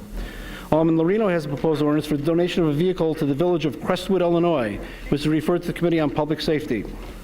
Alderman Lorino also has a proposed order for the issuance of permits for signboards at 6367 North Milwaukee Avenue, which is referred to the Committee on Zoning, Landmarks, and Building Standards. Alderman Mitz has proposed orders for the issuance of permits for signboards, which are referred to the Committee on Zoning, Landmarks, and Building Standards. Alderman Villegas and Alderman Sawyer have a proposed resolution to call on Chicago members of the Illinois General Assembly to introduce and enact legislation to authorize chairpersons of the City Council's Black and Latino caucuses to serve as ex officio trustees to Chicago firefighters, Chicago laborers, Chicago municipal employees, and Chicago policemen's annuity and benefit funds, which will refer to the Committee on Finance. Alderman Mell has a proposed ordinance for amendment of Municipal Code, Section 4-60-023, to allow additional packaged goods licenses on portion of West Lawrence Avenue, which is referred to the Committee on License and Consumer Protection. Alderman Mell and Alderman Wagaspack have a proposed ordinance for amendment of Municipal Code, Section 4-60-023, to allow additional packaged goods licenses on portion of West Diversey Avenue, which is referred to the Committee on License and Consumer Protection. Alderman Wagaspack and Alderman Sedlowski Garza have a proposed resolution to call for hearings by the Committee on Health and Environmental Protection with members of a consortium of lower obesity, with a consortium to lower obesity in Chicago children of Lurie's Children's Hospital, the Department of Public Health, and affiliated experts or departments to propose and consider policy solutions to obesity-related health conditions for children in Chicago, which is referred to the Committee on Health and Environmental Protection. Alderman Revoyas has proposed ordinance for donation of vehicles to Cuautilan Izicali, Mexico, which is referred to the Committee on Public Safety. Alderman Revoyas has a proposed order for issuance of permits for signboards at 4545 West Division Street, which is referred to the Committee on Zoning, Landmarks, and Building Standards. Alderman Irvin and others have a proposed resolution to call for support of the Chicago Football Classic Incorporated's hosting of the Chicago Football Classic every year on third Saturday in September at Soldier Field, which is referred to the Committee on Special Events, Cultural Affairs, and Recreation. Alderman Burnett has proposed ordinance for dedication and vacation of public alleys in area bounded by West Division Street, North Cherry Avenue, and North Branch Street, which is referred to the Committee on Transportation and Public Way. Alderman Burnett also has proposed orders for the issuance of permits for signboards, which is referred to the Committee on Zoning, Landmarks, and Building Standards. Alderman Burnett has proposed ordinance for vacation of portion of West Maypole Avenue and the North-South Public Alley in the area bounded by North Albany Avenue, West Washington Boulevard, North Kedzie Avenue, and West Lake Street, which is referred to the Committee on Transportation and Public Way.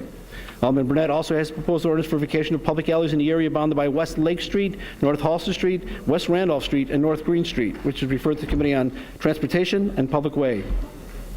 Alderman Zalewski has a proposed ordinance for designation of the 28th precinct of the 23rd Ward as a restricted residential zone prohibiting additional shared housing units and vacation rentals, which is referred to the Committee on License and Consumer Protection. Alderman Zalewski also has a proposed ordinance for designation of the 29th precinct of the 23rd Ward as restricted residential zone prohibiting additional shared housing units and vacation rentals, which is referred to the Committee on License and Consumer Protection. Alderman Zalewski also has a proposed ordinance for designation of the 4th precinct of the 23rd Ward as a restricted residential zone prohibiting additional shared housing units and vacation rentals, which is referred to the Committee on License and Consumer Protection. Alderman Munoz has proposed orders for the issuance of permits for signboards, which are referred to the Committee on Zoning, Landmarks, and Building Standards. Alderman Quinn has proposed an ordinance for a designation of the 43rd precinct of the 13th Ward as a restricted residential zone prohibiting additional shared housing units and vacation rentals, which is referred to the Committee on License and Consumer Protection. Alderman Sedlowski Garza and others have a proposed resolution to call for support of plan to establish universal access to child care and early education programs to serve needs of working parents, referred to the Committee on Education and Child Development. Alderman Beal has a proposed ordinance for amendment of the Municipal Code, Section 4-60-022, to disallow additional alcoholic liquor licenses on portion of East 103rd Street, which is referred to the Committee on License and Consumer Protection. Alderman Beal also has a proposed order for historical landmark fee waiver for the property at 11149 South St. Lawrence Avenue, which is referred to the Committee on Zoning, Landmarks, and Building Standards. Alderman Sawyer and others have proposed orders for amendment of Municipal Code, Title II, by deleting Section 2-92-420, defining established businesses, which is referred to the Committee on Workforce Development and Audit. Alderman Brookins has a proposed order for the issuance of permits for signboards at 9420 South Halsted Street, which is referred to the Committee on Zoning, Landmarks, and Building Standards. Alderman Folks has a proposed ordinance for amendment of Municipal Code, Section 4-60-023, to allow additional package goods licenses on portion of South Kedzie Avenue, which is referred to the Committee on License and Consumer Protection. Alderman Lopez has a proposed ordinance for amendment of Municipal Code, Section 4-60-022 and 4-60-023 to correct subsection renumbering inaccuracies concerning alcoholic liquor and packaged good licenses, which is referred to the Committee on License and Consumer Protection. Alderman Burke has a proposed ordinance for correction of the City Council Journal of Proceedings of July 26, 2017, which is referred to the Committee on Committees, Rules, and Ethics. Alderman Burke and Alderman Solis have a proposed resolution to call for the Corporation Council to take immediate action in protecting the interests of participants in deferred action or for childhood arrivals, or DACA policy, which is referred to the Committee on Finance.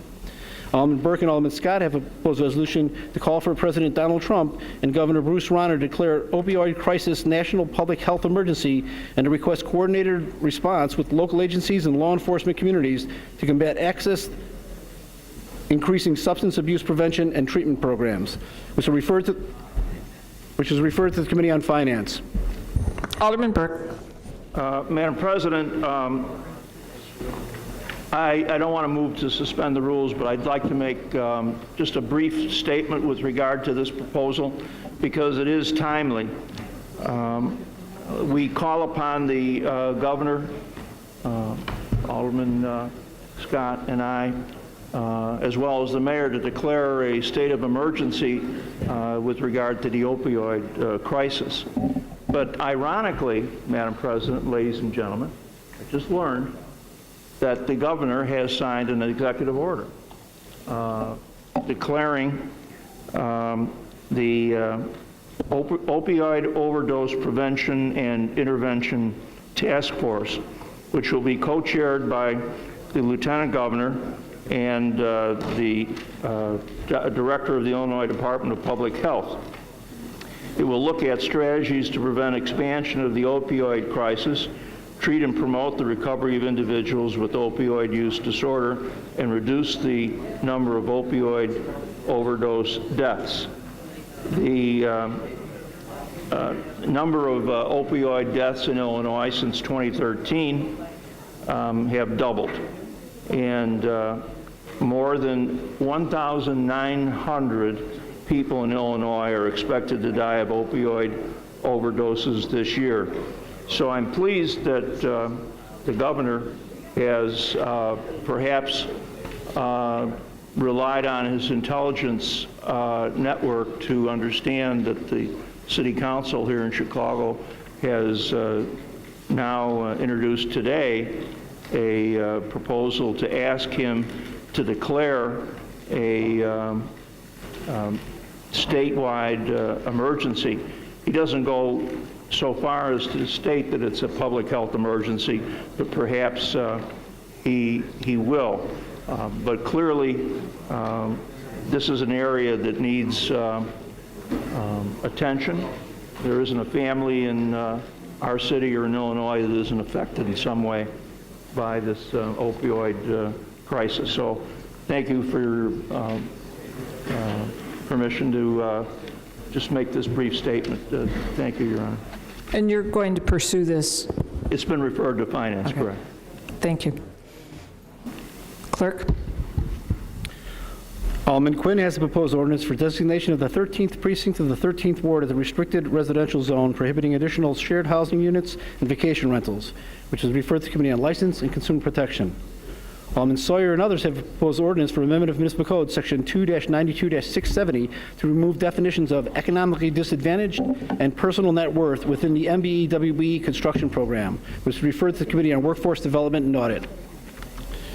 Alderman Sawyer and others have a proposed resolution to call for hearings on practices needed to strengthen the success of minority business enterprises, which is referred to the Committee on Workforce Development and Audit.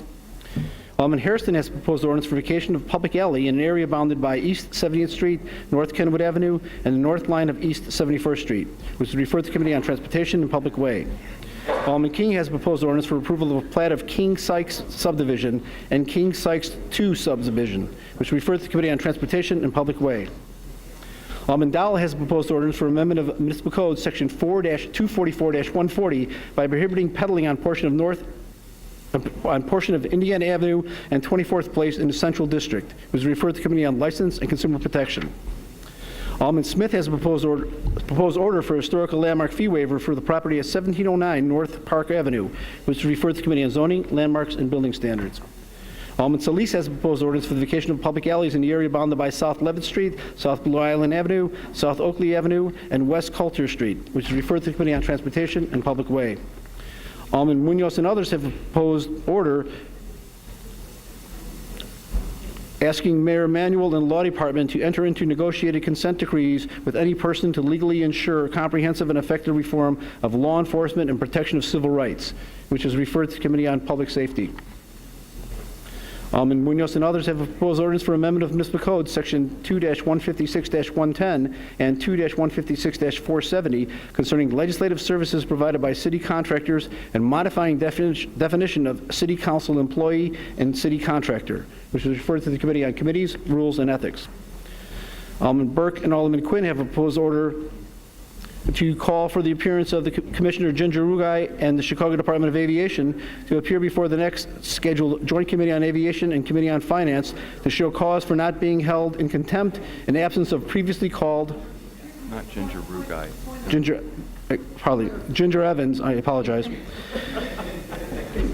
Call for appearance of Commissioner Ginger Evans of Chicago Department of Aviation to appear before next scheduled Joint Committee on Aviation and Committee on Finance to show cause for not being held in contempt of absence of previously called public notice hearing, referred to a joint committee of the Committee on Aviation and the Committee on Finance.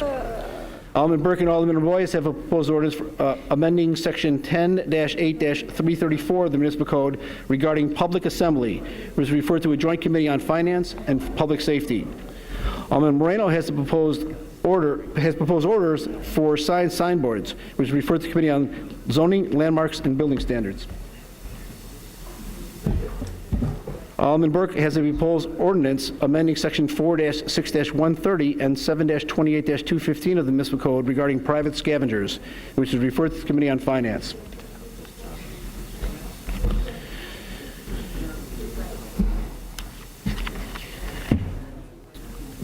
Alderman Mell and others have a proposed ordinance amending the Municipal Code Sections 5-12,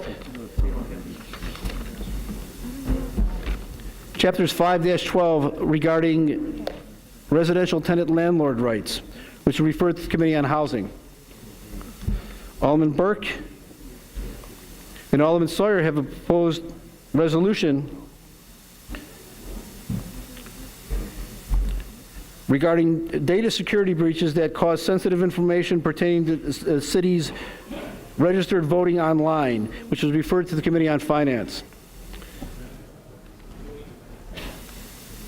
Alderman Burke and Alderman Scott have a proposed resolution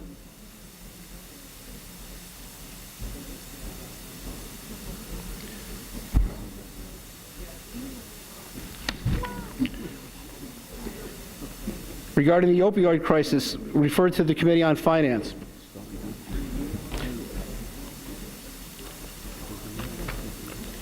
Alderman Burke and Alderman Beal have a proposed resolution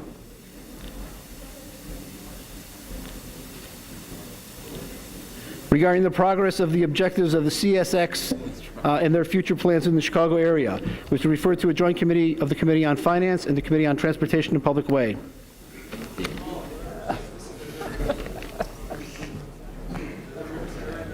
Oh, man.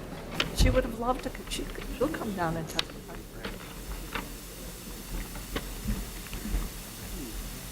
And Alderman Moreno has a proposed order for a signboard, which is referred to the Committee on Zoning, Landmarks, and Building Standards. Good? Okay. Alderman Burke for approval of the journal. Your Honor, I'm unaware of any changes to the Journal of Proceedings of the meeting of July 26th, and I move that the journal be approved. All those in favor of approving the journal signify by saying aye. Aye. Opposed? The motion is carried. Alderman Lopez. Thank you, Madam President.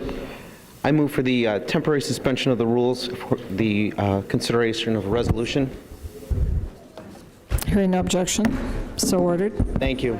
Thank you, Madam President. Thank you, members of this council. I will make this brief because I know we've had a long day, but I wanted to take a moment to congratulate the participants of VAMOS a student-led effort by Claudette Soto of the Illinois Institute of Technology, who, despite her pregnancy, has stayed with us today, and I'd like to recognize her behind me. Claudette has brought together students from the southwest side of Chicago neighborhoods, from Brighton Park, from West Lawn, Gage Park, Chicago Lawn, dreamers or non-dreamers, but all of our students, in an effort to introduce them to science, technology, engineering, architecture, and math. These students were all 7th and 8th graders. One was in high school, and they were all mentored by volunteers from this IIT student body so that they could get their first taste of what college life is like.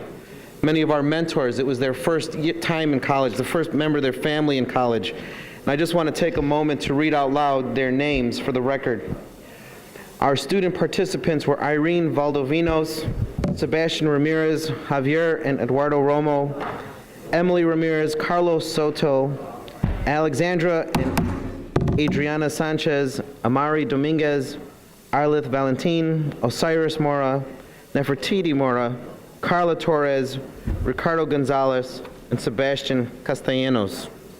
Our mentors were Oscar Hernandez, Juana Villapando, Oscar Casellas, Oscar Garcia, Javier Martinez, Milagros O'Grady, Onyx Nava, and Eduardo Padilla. Bringing first-time college students to some of our most vulnerable and some of the most vulnerable communities is something that each and every one of us should strive to do. And I personally would like to congratulate and applaud Claudette for her vision and her perseverance in getting this program up and started and in its second year. And I would ask that this be passed in the omnibus. And let me just extend our thanks to Claudette. Thank you so much for joining us today. Please stand. Thank you. Thank you. Okay. Unfinished business. I'm not aware of any unfinished business, nor have I been made aware of any notices filed pursuant to our Rule 41. Miscellaneous business? I'm not aware of any miscellaneous business, Your Honor. Date and time of the next meeting? Your Honor, I've handed up to the clerk a communication with an ordinance setting the date and time for the next regular meeting of the City Council for October 11th, 2017 at the hour of 10 a.m. Clerk, please read the resolution. Alderman Burke has an ordinance setting the date and time to the next meeting of the City Council of the City of Chicago for Wednesday, October 11, 2017 at 10 a.m. in the City Council Chamber in City Hall.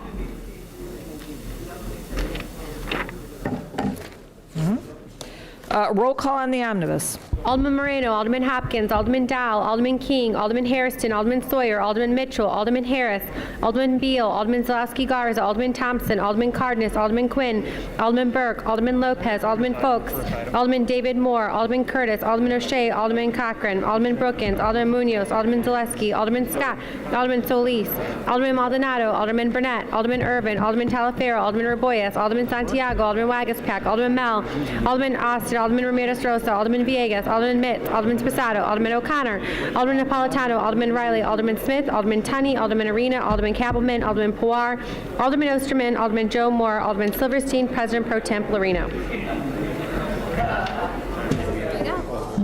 On the omnibus, there are 48 yeas, no nays. The matters in the omnibus are passed. Alderman Beal. Madam President, motion to reconsider the vote. All those in favor say aye. Opposed? No. The motion fails. Alderman Moreno. Good work, team. Like recorded yea on both the Hearing no objection, so ordered. Good job, team. Alderman Burke on a motion to adjourn. Your Honor, there being no further business before the body, I move we do adjourn. All those in favor to adjourn signify by saying aye. Opposed? The motion is carried. The council is adjourned.